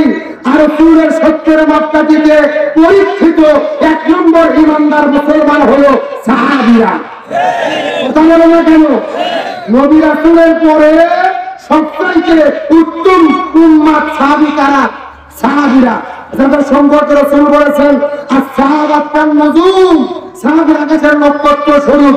কিন্তু ভালো করে বুঝবেন, নবী রাসূলের কোনো গুনাহ নেই, নবী রাসূল হলো বেগুনাহ মাসুম। তার কারণ হলো নবী রাসূলকে পরিচালিত করেছে কে? আরে ধরে বলেন। এই জন্য সাহাবীদের ভুল ত্রুটি থাকতে পারে। আল্লাহর কোরআন সূরা ইসরার 7 নম্বর আয়াতের মধ্যে বলেন, আতিউল্লাহ ওয়া আতিউর রাসূলা ওয়া উলিল আমরি মিনকুম। আল্লাহর কোরআন বলেছে তোমরা আল্লাহর আনুগত্য করো, রাসূলের আনুগত্য করো, চোখ বন্ধ করে আল্লাহ রাসূল যা বলবে তাই করবে। ওমা আতাকুমুর রাসূলু ফাখুযুহু ওমা নাহাকুম আনহু ফান্তাহু। কিন্তু এই আয়াতের ব্যাপারে মুফাসসির কিরাম বলেন আল্লাহ রাসূলের আনুগত্য হবে চোখ বন্ধ করে, কিন্তু আল্লাহ রাসূল বাদ দিয়ে অন্য কারো আনুগত্য করতে গেলে চোখ বন্ধ করে করা যাবে না, চোখ খুলে আনুগত্য করতে হবে। যারা হুকুম করবে এদের হুকুম যদি কোরআন সুন্নাহ মোতাবেক হয় তাহলেই পালন করতে হবে। আর বড় বড় না কেন কত বাচ্চাকে হিংসা ছেড়ে দেওয়ার জন্য ব্যাপক যুগের প্রশ্নের মধ্যে লেগেছে মৌদুদি মতবাদ কি, মৌদুদি মতবাদ কেন ভ্রান্ত হলো? এদের খেয়ে দিয়ে কোনো কাজ নাই। এই বাংলার জন্য সুদ চলে, ভূত চলে, বইয়ের মধ্যে শরীফ শরীফার গল্প ঢুকাচ্ছে, এই ব্যাপারে তাদের কোনো টেনশন নাই। যত চুলকানি মৌদুদি নিয়ে এই কথা বাংলা আমাদের শুধু মৌদুদি মৌদুদি মৌদুদি মৌদুদি, মানে মৌদুদি মৌদুদি এত ফেকেরে করে, এতবার আল্লাহর নাম ধরলে এরা আল্লাহর ওলি হয়ে যেত। এই কথা বাংলা এই জন্য বলি আপনারা যতবার মৌদুদির নাম মুখে নিলেন ততবার আমরা ততবার মুখেও নেই না। আমরা মৌদুদির পূজা করি না, আমরা কোরআন সুন্নাহর পূজা করি। সুতরাং বলতে চাই বাংলার জমিনে এই নতুন সংগঠনের বিরুদ্ধে আর ফতোয়াবাজি করে কোনো লাভ নাই। ফরজ নয়, ওয়াজিব নয়, সুন্নাত নয়, নফল আর মুস্তাহাব বিষয় নিয়ে আমরা যখন দলে দলে বিভক্ত হয়েছি তখনই মুসলমানদের ভারতা বাঁচতেছে। এই জন্য দয়া করে অনুরোধ করে বলবো, পায়ে হাত দিয়ে বলবো, অনেক কাদা ছোড়াছুড়ি হয়েছে, অনেক জলজলি হয়েছে, আর জলজলি করবেন না। আমাদের পিঠটা মাটিতে থেকে গেছে, এক যদি হতে না পারি ভবিষ্যতে আমাদের আরো অন্ধকার হবে। এই জন্য আমরা বলতে চাই রংপুরের মুসলমান আজকের মাহফিল থেকে দাবি করব আহলে সুন্নাত ওয়াল জামাত, জামাত বিএনপি জাতীয় পার্টি বুঝি না, আহলে সুন্নাত ওয়াল জামাত ইসলাম বুঝি না। এই বাংলার জন্য আমাদের পরিচয় আমরা মুসলমান, আমাদের সংবিধান হলো আল কোরআন। সমস্ত দলাদলি মতো ভেদ ভুলে এই বাংলার জন্য একতাবদ্ধভাবে এই কোরআন প্রতিষ্ঠার আন্দোলন করতে কারা কারা দিয়েছেন যদি হাত আল্লাহকে তুলে রাখা।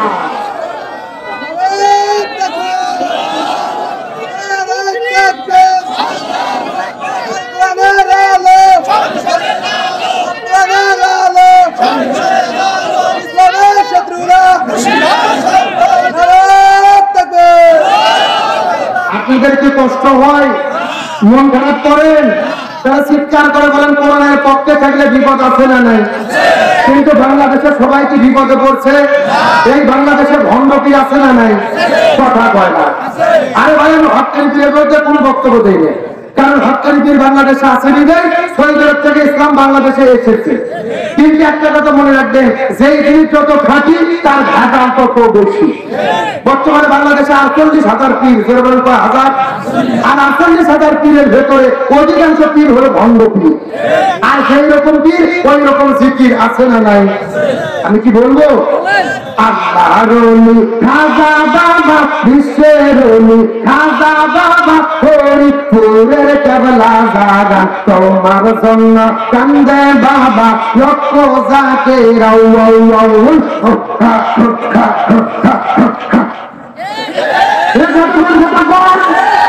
দুই কান্দার দুই ফেরেশতা আছে না নাই? দুই ফেরেশতা কলম মারতে শুধু দাঁত দেখা কামড়াচ্ছে। আল্লাহ বলছে কে ফেরেশতা কলম দাঁত দেখা কামড়াও কেন? ফেরেশতারা বলতেছে আল্লাহ আমরা তো বুঝবেন বানিয়ে লিখবো কি? এ কথা বল না কেন? কেরে কোরআন হাদিসে হো হা কোটা কুটি হোকা হুকি কোন থেকে আছে? এগুলো থেকে না ভণ্ডামি। এইরকম ভণ্ডা আছে না নাই? এরকম মুসলমান কবির মনোযোগ। এই বাংলাদেশের মধ্যে একটা জেলা আছে, সেই জেলার নাম হলো কুষ্টিয়া জেলা। এই কুষ্টিয়া জেলার মধ্যে একটা বাবা আছে, সেই বাবার নাম হলো বাবা লালন। গত 4 বছর আগে লালন শাহ দরবারে গেছি, লক্ষ্য করে দেখি একটা পাগলের মতো লোক বসে আছে, যার মাথার মধ্যে হলো জট, পরনে করে আছে চট, আর শরীরে পাখার মতো বন্ধ কাটতে যাওয়া যায় না। কথাটি বুঝতে পেরেছেন? আমি আজকে যাওয়ার পরে লক্ষ্য করে দেখি ওই যদি আল্লাহর ওলির কাছে কিছু নিয়ে বসে আছে, মহিলারা ওই বাবার গাও ধরে টেপাটিপি করতেছে। লক্ষণ ভালো না খারাপ? এখন বলুন তো দেখি, মেয়ে মানুষ যদি ছেলে মানুষের গায়ে হাত দেয়, ওই ছেলে মানুষকে ঠিক থাকতে পারবে? সব জায়গা যদি ঠিক থাকে, অন্তত একটা জায়গা ঠিক থাকবে না, যদি সে হিজড়া না হয়। আমি ডাকতে বলবে, পাগল মহিলারা তোমাদের কি হলো? তোমরা কেন পাগলের গাও ধরে টেপাটেপি করতেছো? আমাকে ডাকতে বলে, হুজুর এটা পাগল নয়, এইটা হলো আল্লাহর ওলি। কিসের ওলি? পরীক্ষা করে দেখার দরকার আছে না নাই? আমি কি তোমরা লক্ষ্য করে দেবো? এই করতে পারলাম এটা পেশাব করার জন্য গেল, আমিও তার পেছনে পেছনে গেলাম, যাওয়ার পরে লক্ষ্য করে দেখি বাবা পেশাব করেছে, কিন্তু পেশাব করার পরে পানি ব্যবহার করে। লক্ষণ ভালো না খারাপ? আমি আস্তে করে যা ডাকতে বললাম, বাবা আপনি পেশাব করলেন, পানি কেন ব্যবহার করলেন না? আমাকে ডাকতে বলে, হুজুর আপনি শরীয়তের হুজুর, মারে কত বুঝবেন না। আমি বলে শরীয়তের হুজুর, মারে কত বুঝবো না। আমি ডাকতে বলবো, আল্লাহর ওলি, আপনি বুঝে দিলেই তো বুঝবার পারবো, আপনি বুঝে দিলেই তো বুঝবার পারবো। আমাকে ডাকতে বলে, হুজুর আপনি কি জানেন এই পানি কোন পানি? আমি বললাম এই পানি কোন পানি? বলে নবীর নাকি ইমাম হোসেন তার গলার পর করে পানি পানি করে চিৎকার করে শহীদ হয়ে চলে গেছে, একটা ফোঁটা পানি নবীর নাকিকে দেওয়া হয় না। সেই পানি লাগালে নবীর নাকি ইমাম হোসেন ওই কারবালার পর করে শহীদ হয়ে গেল রে। আমি ওই পানি আমার এই জায়গায় টাকাবো না। কতও কি শুনছে? আমি এখন ডাক্তার বললাম, এই কত তো আল্লাহর ওলি, নবীর নাকি ইমাম হোসেন কারবালার প্রান্তরে পানি না পাওয়ার কারণে যদি সামনের জায়গায় পানি না থাকতো না, আমার কথা হলো আপনি পায়খানা করার পরে পেছনেও পানি ঠেকাতে পারবেন না। এ কথা বল না কে? এরা কিন্তু জাতের মাথা কিন্তু তালে ঠিক। জাতের মাথা মানে শীতের দিনে সামনে পেশাব করে পানি ঠেকায় না, কিন্তু বলেন তো পায়খানা করে পেছনে পানি ব্যবহার করে কি করে না? করে না। মানে পেছনে যদি পানি ব্যবহার না করে, আমরা হুজুররা তো দূরের কথা, ওর বই আর ঝাঁটা পেটা করে বাড়ি থেকে বার করে দেবে। বলবে তো কিরগিরি করবি ঘরে যায় পর, দয়া করে এক খাতা নষ্ট করিস না। এ কথা বল না যা। এইরকম ভণ্ড আমাদের দেশের মধ্যে আছে না নাই? আমাদের মধ্যে গান গায়, কি রোমান কাকির রুজা চড়ে দেন মাওলার কাছে যদি করে অভিযোগ, আমি বলবো দুনিয়ায় ছিলাম ন্যাংটা বাবার লোক। কি বাবা? একেবারে বাস্তব বলছি তো, বাস্তব। গত 4 বছর আগে আমি মা ফিরে গেছে চাঁদপুর জেলা মতলব থানা। ওখানে যাওয়ার পরে কিছুর কাছে বলতেছে, হুজুর আমাদের ন্যাংটা বাবা আছে, হুজুর দেখতে যাবেন? আমি বললাম দেখা তো যায় না। জোর করে নিয়ে গেছে, যায় দেখে বাবার অবস্থা একেবারে পা থেকে শুরু করে মাথা পর্যন্ত সব ফান সব ফান। ওটাকে বোঝা যায় মানে অফিস আদালত স্টেশন সব বার করা। আমি তখন থেকে বলতেছি নাউজুবিল্লাহ, সাথে সাথে একটা মুরিদ বলতেছে নাউজুবিল্লাহ বলবেন না হুজুর, বাবার ভেতরে মাল আছে হুজুর। কি আছে? আমি বললাম কেরে পাগলা, মাল যাচ্ছে, মাল তো দেখাই যাচ্ছে, মাল তো সবার মধ্যে আছে, নতুন কি মাল আছে ওটা দেখা। ততক্ষণ ঠিক কিনা? এই সমস্ত চিঠের বাচ্চাদেরকে জুটা বিটা করে ব্যাখ্যা করা দরকার। কিন্তু এরা আসল কথা শোনেন না, আসল কথা এইরকম ভান্ডামি যারা বাংলাদেশে করতেছে, এদের কোনো বিপদ বাংলাদেশে নাই। কিন্তু যারাই কোরআনের হক কথা বলেছে, কোরআনের সত্য কথা বলেছে, তারাই 50 বছর ধরে কোরআনের তাফসীর করে 13 বছর জেলে বন্দী থেকে বিনা চিকিৎসায় বিদায় নিয়ে চলে গেছে। তার মানে বোঝা গেল ভান্ডামি করলে কোনো বিপদ হয় না, হক কথা বললে বিপদ। এর অন্তরে মুসলমান আলোচনা কি চলবে? তারা চলবে হাতি বন্ধ দেখে লিল্লাহি তাকবীর, আর কোরআনের আলো আজকের মাহফিল চলছে চলবে, রংপুরের মাহফিল, জলাইডাঙ্গার মাহফিল কতক্ষণ চলবে? সারাদিন। কেনে থেকে হুজুর মারা অবস্থা কি? আমার বেলা সারাদিন নয়, এখন ঘড়ির টাইম হলো 4টা বেজে 2 মিনিট, আর 28 মিনিট আলোচনা হবে 4:30 পর্যন্ত ইনশাআল্লাহ। তবে এর ভেতরে কোনো চাউতি করা যাবে? আলোচনা চলছে চলছে, খেলা ওরে বাবা। রংপুরে খেলার লোক আছে, খেলবেন কেমনে? 4 বছর আগে থেকে ডায়লগ শুনলাম, খেলা হবে। আর খেলার দিনে এমন খেলা হলো, মাঠের কোনো প্লেয়ার নাই। কিছু মাঠে দেখলাম কুকুর ঘুরতেছে, কিছু মাঠে দেখলাম মুরগি ঘুরতেছে, আর বছরে দেখলাম বান্দর লাফাচ্ছে। এগুলো খেলা না নাটক। এইরকম একটা চাষা ভোটের দিনে মনে করছে 8টা থেকে যেহেতু ভোট, ফজর নামাজ পড়ার পরে চিন্তা করছে যে আমি আর ওই নষ্ট করবো না, এই ফজরের মধ্যে আজকে ফিরে 8টার দিকে আমি ভোট দেবো। এই চিন্তা করে চাষা ভোট দিতে গেছে। 8টার দিকে চাষা ভোট দিতে যায়, দেখে চাষা যাওয়ার আগে আর এক আল্লাহর ওলি এসে তাহাজ্জুদের নামাজ পড়ে দিয়ে গেছে। কথা বোঝা যায়? চাষা দেবে ফজরের ওজুরে ভোট, আর কাম সাথে তাহাজ্জুদের ওজু দিয়ে। চাচা মন খারাপ করে চলে যাচ্ছে, ছেলে পেলে রাখবে, চাচা শোনেন বাড়িতে চাচি নিষেধ করবেন, বসো দেখি বসো, বসো। কিসের টয়লেট রে? পোশাক লাগে বুড়ো মানুষের ছেলেদের এত কিসের ব্যবসা? আমি যদি প্রথম বক্তা সভাপতি বলি, আপনি একটু ওয়াজ করেন, তবে পোশাক করে আছি, আমার যেতে দেবেন? সে বক্তার পেশাব মেলে ছোটার এত কিসের পেশা? বেশি পেশাব করা লক্ষণ ভালো না, ডায়াবেটিস হবে। এই যুবক বয়সে ডায়াবেটিস, বিয়ে করলে বিপদ আছে। আমার কথা কি বোঝা যায়? চাচা মন খারাপ করে চলে যাচ্ছে, ছেলে পেলে ডাক্তার কথা শোনেন বাড়িতে চাচি নিষেধ করবেন, চাচিও যেন না আসে, চাচির ভোটে দেওয়া হয়ে গেছে। চাচা বলতেছে, কে বাবা তোমার চাচি মরে গেছে 6 বছর আগে। বলেন কয় বছর আগে? বলছে তোমার চাচি 6 বছর আগে মারা গেছে, কখন ভোট দিতে এসেছিল, আমাকে ডাক দিলে যেন একটু দেখা করতাম। এরই নাম হলো ডিজিটাল। ধরে বলেন কি চাল? বাংলাদেশের যে পরিবার চলতেছে ডাইরেক্ট কিন্তু বলা যাবে না। এই জন্য কি কোরআনের হক কথা বলা বাদ দেবো? আল্লাহ বলছে ইলা সাবিল রাব্বিকা বিল হিকমা, তোমরা যদি সরাসরি বলতে না পারো তাহলে একটু অ্যাঙ্গেল করো। ধরে বলেন কি করো? সুতরাং আজকের আলোচনা কিছু হবে প্যান্ডেলে, আর কিছু মার হবে অ্যাঙ্গেলে। যা আছে কপালে হবে কাল সকালে। রাজি আছে মুসলমান? আপনারা যদি হাত আল্লাহকে তুলে তাকবীরকে দেখা দাও।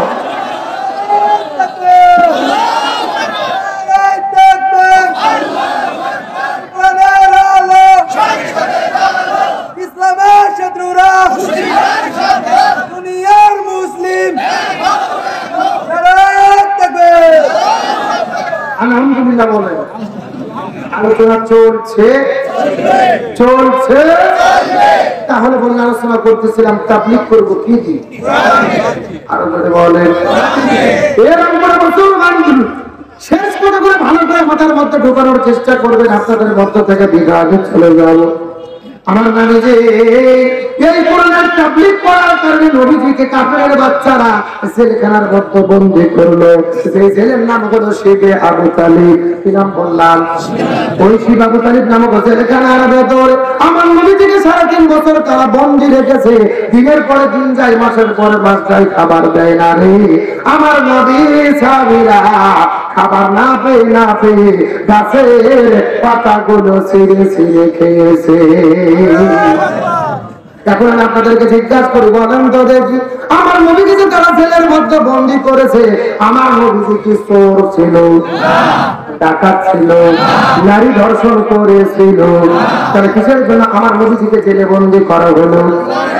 এই কোরআনের কথা বলার কারণে, কোরআনের তাবলীগ করার কারণে, এই কোরআনের দাওয়াত দেওয়ার কারণে এখান থেকে বোঝা গেল এই রংপুর পীরগঞ্জের মুসলমান আমরাও যদি কোরআনের কথা বলি, কোরআনের পথে চলি, ওই কোরআনের আন্দোলন করতে যাই, আমাদের নবীর মতো আমাদেরকে মাঝে মধ্যে নবীর মতো জেলে যাওয়া লাগতে পারে। এই বাংলার জমিনে কত আলো বলা আমার জেলের মধ্যে বন্দী। ওই কোরআনের প্রতি আল্লাহ চাইবি কত শত বছর ধরে যিনি কোরআনের মাহফিল আলোচনা করলেন, সেই মানুষের হাতে হাত রেখে কাঁধে না পড়ে হাজারো মানুষ মুসলমান হলো। ওই মানুষটা বিদায় না চলে গেল রে, ওই আল্লাহ সাইদির বিদায়ী বাংলাদেশের 64টা জেলার ভেতরে 68,000 গ্রামের ভেতরে এমন কোন গ্রাম নাই যেই গ্রামের ভেতরে মানুষেরা তার জন্য চোখের পানি ফেলে কান্না করবে। এমন কোন মসজিদ নেই সেই মসজিদে তার জন্য দোয়া হয় নাই। তামাম পৃথিবীর ভেতরে 80টা দেশের ভেতরে তার জন্য গায়বানা জানাজা আদায় হয়েছে। তামাম পৃথিবীর ভেতরে কোটি কোটি মুসলমানেরা আল্লামা সাইদের জন্য চোখের পানি ফেলে কান্না করে দোয়া করেছে। এর আমরা মুসলমান গভীর মনোযোগ ভালো করে বোঝার চেষ্টা করবেন। ওই আল্লামা সাইদ আমাদের মধ্য থেকে বিদায় নিয়ে চলে গেল। চিৎকার করে বলেন তো দেখি, আল্লামা সাইদের কি কোনো দোষ ছিল? কোনো অপরাধ ছিল? আল্লামা সাইদের দোষ হলো কোরআনের কথা বলেছে, কিন্তু আল্লামা সাইদের বিদায় বলেন তো আল্লামা সাইদের সফল না ব্যর্থ? আমাদের বলে মুসলমান গভীর মনোযোগ জানি না যেমন আপনাদের মধ্যে আজকে পারবো কি পারবো না, সর্বশেষ একটা মেসেজ দেওয়ার পরে আপনাদের মধ্য থেকে বিদায় নিয়ে চলে যাবো। বোঝার চেষ্টা করবেন আল্লাহ তো আমাকে তৌফিক দান করেছে, আল্লাহ তো আমাকে সুযোগ দান করেছিল। ওই আল্লামা সাইদি জানাজার ভেতরে পিরোজপুরে আল্লামা সাইদি ফাউন্ডেশনের ভেতরে আল্লাহ আমাকে যাওয়ার মতো তৌফিক দান করেছিল। শিক্ষার জন্য আপনাদের 2 মিনিট বলতে চাই, গভীর মনোযোগ। ওই পরের পাখি যখন বিদায় নিয়ে চলে গেল, ওই যমুনা টেলিভিশনের মধ্যে যখন আগের দিনে সন্ধ্যার দিকে প্রচার করা হলো আল্লামা সাইদি বিদায় নিয়ে চলে গেছে, কেউ বিশ্বাস করতে চায় না রে। একজন আরেকজনকে মোবাইল করে, আরেকজন আরেকজনকে মোবাইল করে। মানুষেরা চিন্তা করলো আগের দিনে সন্ধ্যার দিকে যে আল্লামা সাইদি এমন একটা হাসি দেওয়ার পরে হসপিটালের মধ্যে ভর্তি হলো, হসপিটালের মধ্যে এমন একটা হাসি দেখে চলে গিয়েছিল। ওই হাসিটা দেখার পরে মনে হয়েছিল রে ওই কোরআনের পাখিটা আবারও মনে হয় আমাদের মধ্যে ফিরে আসবে। তার দিকে সবাই কান্না শুরু করলাম, সহ্য করতে পারে না। আমি বগুড়া থেকে রওনা করলাম ঢাকার দিকে তার জানাজার নামাজের মধ্যে উপস্থিত হওয়ার জন্য। যেতে যেতে যেতে যেতে যখন ঢাকায় পৌঁছে গেলাম ফজরের আজান হয়ে গেল। আল্লামা সাইদের ভক্তরা আল্লামা সাইদের লাশের পাশে ফজরের নামাজ পড়া শুরু করে দিলে এমন সময় প্রশাসনের ভাইরা টিয়ারি গ্যাস নিক্ষেপ করা শুরু করলো, চতুর্দিক থেকে সাউন্ড গ্রেনেড করা নিক্ষেপ করা শুরু করলো। গোলাগুলি করার পরে ভক্তদেরকে তাড়ায় দেওয়ার পরে তার লাশটাকে অ্যাম্বুলেন্সের মধ্য থেকে বের করার পরে একেবারে টেনে গেছে, ওখান থেকে বের করা হলো। গরু ছাগলের মতো টেনে টেনে টেনে টেনে বের করা হলো। যেই মানুষটা 2 বারের সংসদ সদস্য ছিল, যেই মানুষটা 10 বছর সংসদে বক্তব্য দিল, একজন বিশ্ববিখ্যাত মুফাসসির ছিল, এই মানুষটার বিদায়ের পরে তার জন্মটা বাধা দেওয়ার পরে তার লাশের সঙ্গে সেই বেয়াদবি করেছে এই রংপুরের মুসলমান, তার চাইতে বড় জুলুম এই বাংলার জমিনে আর একটাও হতে পারে না। মুসলমান গভীর মনোযোগ, লাশটাকে টেনে গেছে, ওখান থেকে রওনা করলেন। ঘোষণা হয়ে গেল বেলা 2টার দিকে সাইদে ফাউন্ডেশনের সারা জানাজা আদায় হল পিরোজপুর জেলার ভেতরে। আমরা ঢাকা থেকে রওনা করলাম পিরোজপুরের উদ্দেশ্যে। যেতে যেতে যেতে যেতে ময়দান থেকে যখন পিরোজপুরে চলে গেছি, ওই জায়গায় যাওয়ার পরে দেখে আশ্চর্যজনক ঘটনা, যে মাঠের মধ্যে আল্লামা সাইদের জানাজা হবে ওই মাঠ থেকে কমপক্ষে 15 দূর পর্যন্ত চতুর্দিক থেকে হাজার হাজার গাড়িগুলো আসার পরে রাস্তাগুলো ব্লক হয়ে গেছে, রাস্তাটা বন্ধ হয়ে গেছে রে। আর চতুর্দিক থেকে লক্ষ লক্ষ মানুষেরা চোখের পানি ফেলে ফেলে হাউমাউ করে কান্না করতে করতে ওই কোরআনের পাখিটার জন্য তারা পাগল হয়ে গেছে। আমার বন্ধুগণ মুসলমান ভাইরা গভীর মনোযোগ, ওখান থেকে প্রায় 1.5 ঘন্টা রাস্তাগুলো ঠেলে ভিড়গুলো ঠেলে যখন আসল মাঠের মধ্যে চলে গেলাম, ওই মাঠের মধ্যে যাওয়ার পরে যখন জানাজা হবে, 2টার দিকে জানাজা হওয়ার কথা ছিল, 12টা 12:30টার দিকে জোর করে যখন জানাজাটা পড়ে যাওয়া হলো, আমার প্রিয় বন্ধুগণ মিথ্যার কথা বলবো না, আল্লাহর কোরআন আমার সামনে শপথ করে বলতেছি, এই দুনিয়ায় কত মানুষ দেখেছি বাবা মারা গেলে সন্তান কান্না করে না, অথচ আল্লামা সাইদি বিদায়ের পরে জানাজার নামাজ যখন শুরু হলো রে, আর চতুর্দিকে লক্ষ মানুষেরা ছোট বাচ্চার মতো হাউমাউ হাউমাউ করে কান্না করা শুরু করেছে। পড়তে পড়তে কেউ অজ্ঞান হয়ে মাটির মধ্যে পড়ে যায়, কেউ বা পাগল হয়ে গেছে। ওই কোরআনের পাখির জন্য হাওয়া করে করে রক্তমান যখন কান্না করা শুরু করেছিল রে, আমার মনে হচ্ছিল মনে হয় আল্লাহ হাসরের ময়দানের একটা চিত্র জানাজার নামাজের মাঠে দেখাইয়া দিয়েছে।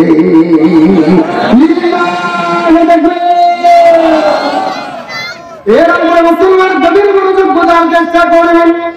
ওই কোরআনের পাখি আমাদের মধ্য থেকে বিদায় নিয়ে চলে গেছে। কেউ কথাকে বলেছে নারী ধর্ষণকারী, কেউ কথাকে বলেছে রাজাকার, কিন্তু আল্লামা সাঈদীর বিদায়ের মাধ্যমে প্রমাণ হয়েছে আল্লামা সাঈদী রাজাকার নারী ধর্ষণকারী নয় রে, আল্লামা সাঈদী ছিল আমার আল্লাহর বন্ধু। তার কারণ হলো ওই আল্লামা সাঈদীর বিদায়ে আসমানটাও কান্না করেছে, আল্লামা সাঈদীর বিদায়ে জমিনটাও কান্না করেছে। গভীর মনোযোগ বোঝার চেষ্টা করবেন। আল্লামা সাঈদীর বিদায়ে আসমান কান্না করেছে, আল্লামা সাঈদীর বিদায়ে জমিনটাও কান্না করেছে। এখন আপনি প্রশ্ন করবেন হুজুর কেমন করে বললেন, হাদিসের ব্যাখ্যাটা জানতে দেখি ভালো করে বোঝার চেষ্টা করবেন। ওই কোরআনের বাকি আল্লামা সাঈদী যখন বিদায়ে চলে গেল, তার মৃত্যুর সঙ্গে সঙ্গে তাম বাংলাদেশের ভেতরে 64টা জেলার মধ্যে ধীরে ধীরে ধীরে ধীরে বৃষ্টি শুরু হলো।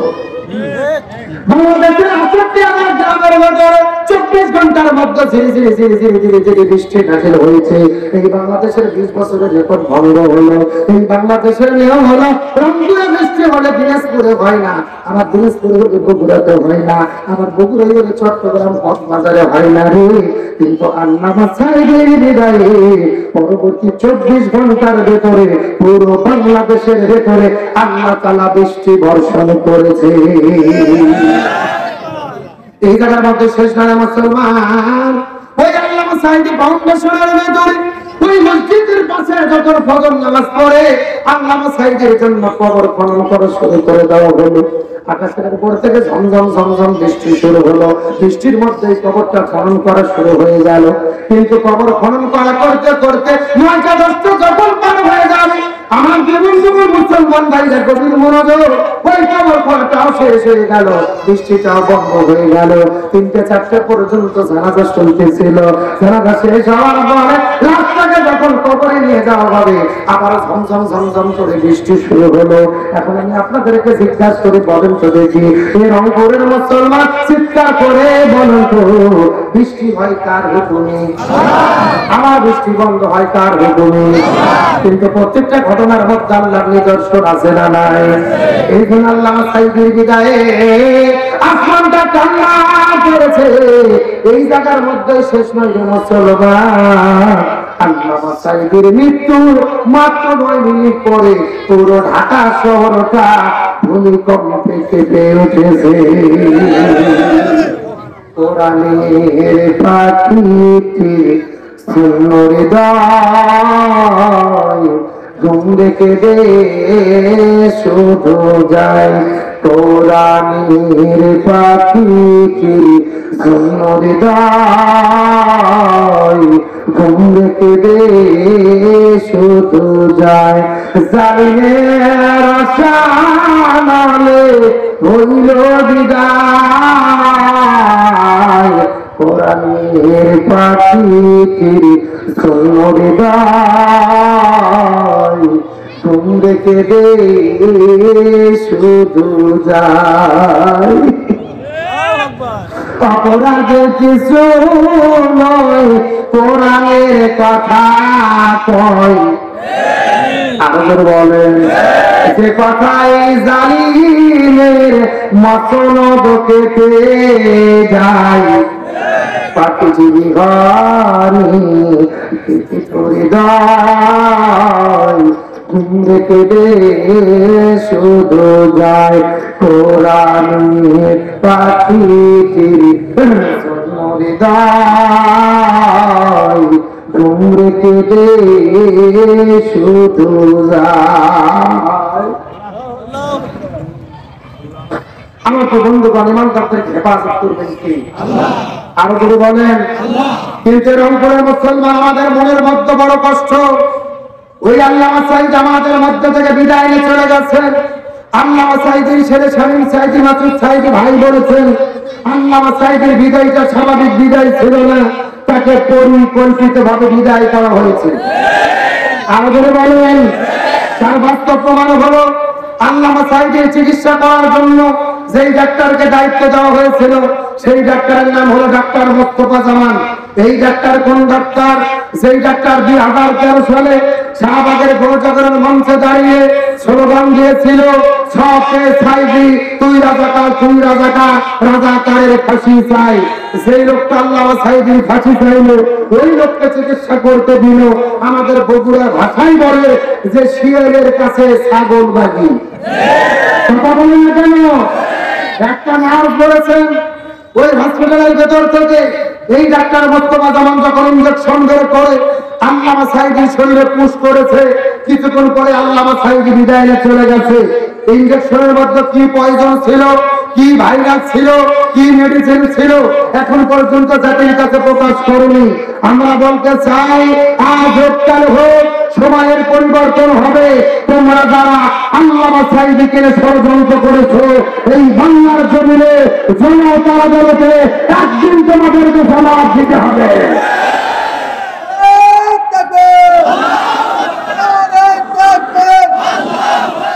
ইসলামের শত্রুরা, ইসলামের শত্রুরা, দুনিয়ার মুসলিম, দুনিয়ার মুসলিম, নারায়ে তাকবীর। এর অন্তরের মুসলমান আপনাদেরকে ভয় লাগতেছে? আমার ভাইরা হক কথা বলতো, ইমানদাররা কখনো দুনিয়ার জালেমদেরকে ভয় করে না। তার কারণ মৃত্যু কখন আসবে আমরা বলতে পারি। আপনার গতকালকে দেখেছেন ঢাকা শহরে সেই বেইলি রোডের ভেতরে কাচ্চি ভাই নামক রেস্টুরেন্টে হঠাৎ করে আগুন লাগিয়ে গেল। আগুনে পুড়তে পুড়তে পুড়তে চোখের সামনে 1 নয় 2 নয় 46 জন মানুষ আগুনে পুড়িয়ে বিদায় চলে গেল। কারো বা স্ত্রী বিদায় নিয়ে চলে গেছে, কারো বা সন্তান বিদায় নিয়ে চলে গেছে, কারো বা বাবা মা বিদায় নিয়ে চলে গেছে। এমনকি একই পরিবারের 5 জন সদস্য আগুনে পুড়িয়ে বিদায় নিয়েছেন। বলেন আল্লাহু আকবার। 2 জন স্বামী স্ত্রী মিলে তাদের 3 জন সন্তান, 2 মেয়ে 1 ছেলে আশা করেছে রেস্টুরেন্টে যাবে খাবে, কিন্তু তার রেস্টুরেন্টে ঢুকেছে আর বের হতে পারেনি। স্বামী মারা গেছেন, স্ত্রী মারা গেছেন, 2 মেয়ে মারা গেছে, 1 ছেলে মারা গেছে, 5টা মানুষ মারা গেছে একই পরিবারের সদস্য। সেই ব্রাহ্মণবাড়িয়ার সরাইলে একই জায়গায় 5টা কবর খুঁড়েছে। যেই ছবিগুলো ফেসবুক ইন্টারনেটে ভাইরাল, যে দৃশ্য দেখার পরে তামাম পৃথিবীর মানুষেরা কান্না করতেছে। এমন মর্মান্তিক ট্র্যাজেডি, এক পরিবারে 5 জন সদস্য একই সঙ্গে বিদায় নিয়ে চলে গেল। সেই লোকটা ইতালিতে বসবাস করত, ইতালিতে থাকার জন্য তার নাগরিকত্ব পেয়েছে, তার স্ত্রী সন্তানদেরকে নেওয়ার জন্য এসেছে, আর ইতালিতে যাওয়া হলো না। এর অন্তরের মুসলমান চিৎকার করে বলেন, মৃত্যু দেওয়ার মালিক কে? আমার জীবিত রাখার মালিক কে? আজকে ঢাকা শহরটা আগুনের মানুষ পোড়ার গন্ধে মানুষের আজকে শিহরিত হয়ে উঠেছে, হাজারো মানুষেরা কান্না করতেছে। রাসূল বলেন হাদিসের ভেতরে, ইসলামের জন্য যারা জীবন দেয় তারা হলো শহীদ। অন্য হাদিসের মধ্যে রাসূল বলে আগুনে পুড়িয়ে যারা মারা যায় আল্লাহ তাদেরকেও শাহাদাতের মর্যাদা দান করে। সুতরাং আজকের মাহফিল থেকে হাজার হাজার মানুষেরা চোখের পানি ফেলে আমরা দোয়া করতে চাই, আল্লাহ যেই মানুষগুলো আগুনে পুড়ে বিদায় নিয়ে চলে গেল, আল্লাহ এদেরকে আপনি শাহাদাতের মৃত্যু দান করেন, এদের জীবনের গুনাহগুলোকে আপনি মাফ করে দেন। একটা চিন্তা করে দেখেন, একটা পরিবারের 1 জন সদস্য মারা গেলে এলাকার মধ্যে শোকের মাতম পড়ে যায়, আর একই পরিবারে 5 জন সদস্য বিদায় নিয়ে চলে গেছে। কিভাবে তারা সহ্য করবে, কিভাবে তারা সবুর করবে? আল্লাহ সবুর করার তৌফিক দিক, বলেন আমিন। তার মানে এই ঘটনা আমাদেরকে শিক্ষা দিল, কখন তার মৃত্যু আসবে বলা যায়। এই জন্য দুনিয়ার কোন জালেমদেরকে ভয় করার কোন সুযোগ। কিন্তু আমরা বলতে চাই সরকারকে, আল্লাহর কোরআন বলেন জাহারাল ফাসাদু ফিল বাররি ওয়াল বাহরি বিমা কাসাবাত আইদিন নাস। জলে এবং স্থলে যত বিপর্যয় ঘটে সব হলো মানুষের 2 হাতের কামাই। মানুষের কিসের কামাই? আজকে ঢাকা শহরে কেন অগ্নিকাণ্ড ঘটে? কোথায় থেকে আগুনের সূত্রপাত হয়, কারা আগুন জ্বালায়, কেমনে আগুন হয়, এটা সরকারের দেখার দায়িত্ব আছে না নাই?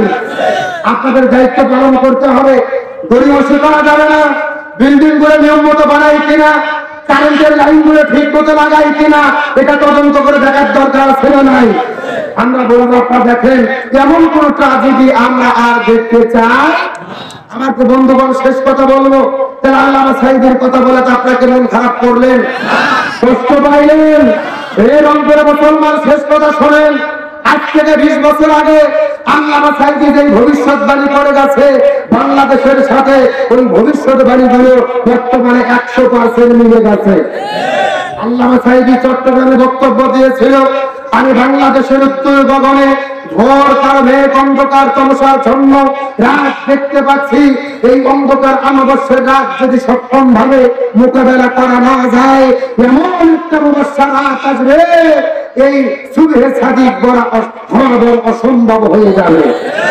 আজকে বাংলাদেশের দিকে লক্ষ্য করেন, আল্লামা সাঈদীর ভবিষ্যৎবাণী 100তে 100 কার্যকর হয়ে গেছে।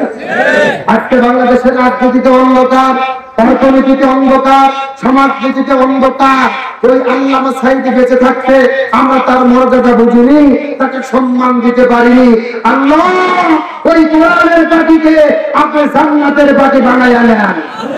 আমরা ধরে বলেন আমিন। তবে শেষ একটা কথা আপনাদেরকে বলতে চাই, আল্লামা সাঈদী সারা জীবনে 2টা স্বপ্ন দেখছে। জোরে বলেন কয়টা? আল্লামা সাঈদী স্বপ্ন আঁকলে বলতো, আল্লাহ আপনি আমাকে শাহাদাতের মৃত্যু দান করবেন। আল্লামা সাঈদী বিদায় নিয়েছে, 13 বছর জেলে বন্দী ছিল। আমার মনে বলে এর উসিলাই আল্লাহ তাকে শাহাদাতের মৃত্যু দেবে ইনশাআল্লাহ। আর 2 নম্বর, আল্লামা সাঈদী সব সময় বলতো, এই বাংলাদেশ কোরআনের রাষ্ট্র কায়েম হয়েছে, এটা না দেখা পর্যন্ত আল্লাহ যেন আমাকে মৃত্যু না দেয়। এই বাংলাদেশ যেন কোরআনের রাষ্ট্র হয়। ও রংপুরে মুসলমান চিৎকার করে বলেন, বাংলাদেশ কি কোরআনের রাষ্ট্র হয়েছে? এটা আজকের মাহফিলে বলতে চাই। আল্লামা সাঈদীর আলোচনা শোনার পরে শুধু চোখের পানি ফেলে কান্না করলে হবে না, আমরা শপথ গ্রহণ করব আল্লামা সাঈদীর স্বপ্ন পূরণ করার জন্য, এই বাংলার জমিনে কোরআনের রাষ্ট্র কায়েমের জন্য, ইসলামী হুকুমত কায়েমের জন্য। আল্লামা সাঈদী যেই আন্দোলন করে গেছে, ওই ইসলামী আন্দোলনের শপথের কর্মী হয়ে এই বাংলার জমিনে কোরআনের রাষ্ট্র কায়েমের জন্য মৃত্যু পর্যন্ত কাজ করছে। তাকে করা গিয়েছেন যদি হাত আল্লাহকে তুলে দেখা।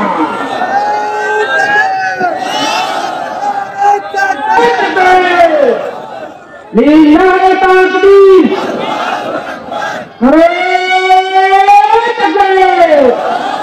ইসলামের শত্রুরা হুঁশিয়ার শত্রু,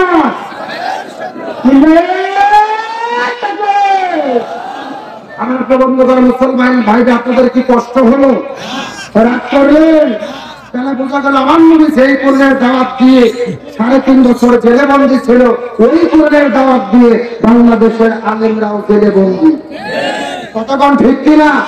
তাহলে আলোচনা হচ্ছে তাবলীগ হবে কি দিয়ে? আরো করে বলেন। তবে এখন যদি অনুমতি দেন মহিলাদের জন্য 2 মিনিট কিছু বলবো, বলার দরকার আছে না নাই? কথাগুলো সুন্দর করে বোঝার চেষ্টা করবেন। আমার নবী বলছেন নববীর ভেতরে সমস্ত সাহাবীদেরকে ডাকতে বলে, সাহাবীরা তোমরা ভালোভাবে জেনে নাও, মহিলাদের জন্য আমল করতে হবে 7টি। জোরে বলেন কয়টি? রাসূল বলেন এই 7টা আমল যদি কোনো মহিলা করতে পারে, এই 7টা আমল করার কারণে আল্লাহ তাআলা জান্নাতের 8টা দরজা খুলে দেবে। চিৎকার করে বলেন তো দেখি আমল কয়টা? জান্নাত কয়টা? সাহাবীরা জিজ্ঞেস করে বলেন, ইয়া রাসূলুল্লাহ এই 7টা আমলগুলো কি কি দয়া করে বলেন তো দেখি। রাসূল বলেন 1 নম্বর হলো নামাজ, 2 নম্বর হলো রোজা, 3 নম্বর স্বামীর খেদমত, 4 নম্বর পর্দা। চিৎকার করে বলেন তো দেখি আমল কয়টা? 1। গেলে মুখস্থ করলে গুনাহ হবে। আজকে সেই ওয়াজ করতেছি, সারা জীবন ভয়ের কথা করা লাগবে। ইনশাআল্লাহ কথাগুলো সুন্দর করে বোঝার চেষ্টা করবে। 1 নম্বর হলো নামাজ, 2 নম্বর হলো রোজা, 3 নম্বর স্বামীর খেদমত, 4 নম্বর পর্দা।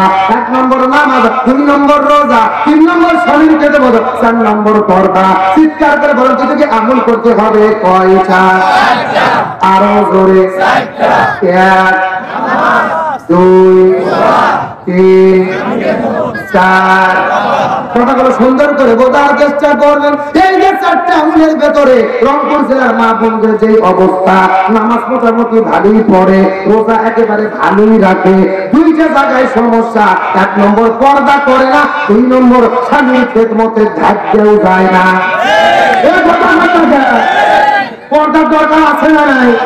কিন্তু পর্দা কি রংপুর জেলাতে আছে? আমি কি কিছু বলবো?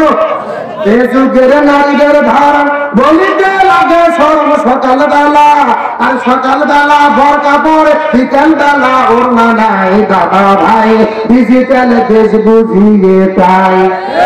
এই কথা বলতে একজন সকালে এমন ভাবে বরকা পড়েছেন আর কোন বুদ্ধি, আবার বিকেলে বরকা তো দূরের কথা, শরীরে ওড়না পর্যন্ত থাকে, আর ওড়না যদি আমার দিকে তাকান এরকম শুধু পেঁচাই পেঁচাই পেঁচাই একেবারে পেঁচে পেঁচে দড়ির মতো চেকন করে গলার মধ্যে দিয়ে পেছন দিতে ফেলে দেয়। কথা কন কথা কন। আচ্ছা বলেন তো পেছনে ঢাকার কি কিছু আছে? এগুলো পর্দা না ভাগ করে? আর নারী হলো ঘরের সবা, স্বামীর সেবা করে। এখন উল্টো দেখি নারীরা সব স্বামীকে ধরে আমারে, কারা কারা ধরে ওঠে আমার কাছে হাত কিন্তু দেখি। একজন নাই, সব তো আল্লাহর বসে আছে। অধিকাংশ স্বামী দিনে কিংবা রাতে বইয়ের কাছে মার খেয়ে বসে আছে, কিন্তু লজ্জাতে বলে না। কিন্তু আমাদের দেশে যেরকম স্বামীকে মারা বউ আছে, একই রকম ভাবে বউকে মারা স্বামী আছে না নাই? আমার স্বামী আছে বউ গরুর মতো পিছাই, যেরকম কিসের মতো হাতে থাকতে লাঠি নিয়ে ভোট মারা শুরু করছে, বলছে তুই আব্বা না বলা পর্যন্ত তোর মার বন্ধ হবে না। বউ মার সহ্য করতে না পারে বলছে আব্বা। শয়তান হুজুর ফোনে বলতেছে হুজুর বউ তো আব্বা বলছে ফতুয়া কি? আমি বললাম ফতুয়া পরে আগে তোর বাটাম ফাটাতে হবে। এ কথা কন না কেন? তার কারণ বলেন তো দেখি বউ কি মারা যাবে? কে বলে মারা যাবে না? বউকে কখনো কখনো মারা যাবে, আমি কি বলবো? আমার দিকে টাকা বউ যদি শরীয়ত বিরোধী কাজ করে, ইসলাম বিরোধী কাজ করে, জিনা ব্যবচার করে, সমাজের বাইরে কাজ করে, তখন বউকে মারা যাবে। মারবেন কোথায় কোথায়? আমার দিকে টাকা। মাথা বাপ, মুখ বাপ, পেট বাপ, পিঠ বাপ, কোমর বাপ, মাজা বাপ, হাতির থেকে শুরু করে নিচ পর্যন্ত। কথাকে বুঝেছেন? আর যেই ব্যাগটা মারবেন এই ব্যাগ হবে 1 দিকের অর্ধেক, মানে হলো 1 মুষ্টি। এই বছরে গত বছর গাইবান্ধা জেলা করেছি, একটা যুবক বলতেছে হুজুর 1 মুষ্টি ধরবো কি আর মারবো কি? তখন আরেকজন বলতেছে হুজুর ভাড়ার পরে যদি কোনো মতো মাথা বার হয়ে থাকে ওই মাথাতে ঘুরতে দেবো হুজুর। এরকম বার্তা আছে না নাই? ওর কোনো ভোট মারবে, বলে যে ভোট মারলে কি ভোট ঠিক হবে না? রসুল বলেছেন মহিলাদের সৃষ্টি করা হয়েছে বাম পাগলের বাঁকা হাত, বলেন কি হাত? এখন বাঁকারে যদি হাতির করে সোজা করতে চান সোজা হবে, ভেঙে মস্কে যাবে। এই জন্য বউদেরকে মানে নয়, বউদেরকে ভালোবাসা দিয়ে সোনা ময়না করছে টিয়ে পাটি বলে আপন করতে হবে। যেরকম সুবহানাল্লাহ, মেয়ে মানুষটা খুশি হয়েছে ভাই, তাহলে চিৎকার করে বন্ধুকে কেমন করতে হবে? কয়টি? আরো জোরে। 1 2 3 4। এই 4টা আমল আল্লাহ মহিলাদের করার তৌফিক দান করুক, বলেন আমিন। আসলে ভাই আমি আলোচনা করতেছিলাম তাবলীগ করব কি দিয়ে, আর কোরআনের তাবলীগ করতে গেলে বিপদ কয়টা? ঘুরে গেছে নাকি আপনারা? 3টা। 1 নম্বর জেলে বন্দি করবে, 2 নম্বর জেল ছাড়া করবে, 3 নম্বর হত্যা করবে। আমরা প্রয়োজনে জেলে বন্দি হব, জেল ছাড়বো, জীবন দেবো, কোরআন ছাড়বো। তার জন্য যদি হামাতুল্লাহকে ধরে দেখান ইমানের পাতে অবিচল থেকে আমার মরণ যেন হয়। সবাই ইমানের পাতে অবিচল থেকে আমার মরণ যেন। সকলে বলে আমি। আসলে ভাই আরেকটাই শুরু করেছি 3:30 4:30 2 ঘন্টা। আমি 3 ঘন্টার নিচে ওয়াজ করি না, যদি একের বেলা হয়। এখন যেহেতু ফরজ আসর বাদ দিয়ে তার মুস্তাহাব নফল করার কোনো সুযোগ, আমি যতই ভালো ওয়াজ করি, যারা প্রকৃত নামাজি মনের মধ্যে টেনশন নামাজ কখন হবে। এই জন্য অল্প সময়ের ভেতরে কালেকশন করার পরে যতটুকু আলোচনা করেছি আল্লাহ বক্তব্য তো হইতে আমল করার তৌফিক দিন করেন আমিন। কেউ ওঠেন না, এখন মোনাজাত হবে, তারপরে এখানে নামাজ হবে, জামাত হবে। এখানে জামাতে নামাজ পড়ে আপনার যাবেন ইনশাআল্লাহ। সবাই একবার দরুদ ইব্রাহিম বলি আল্লাহুম্মা সাল্লি আলা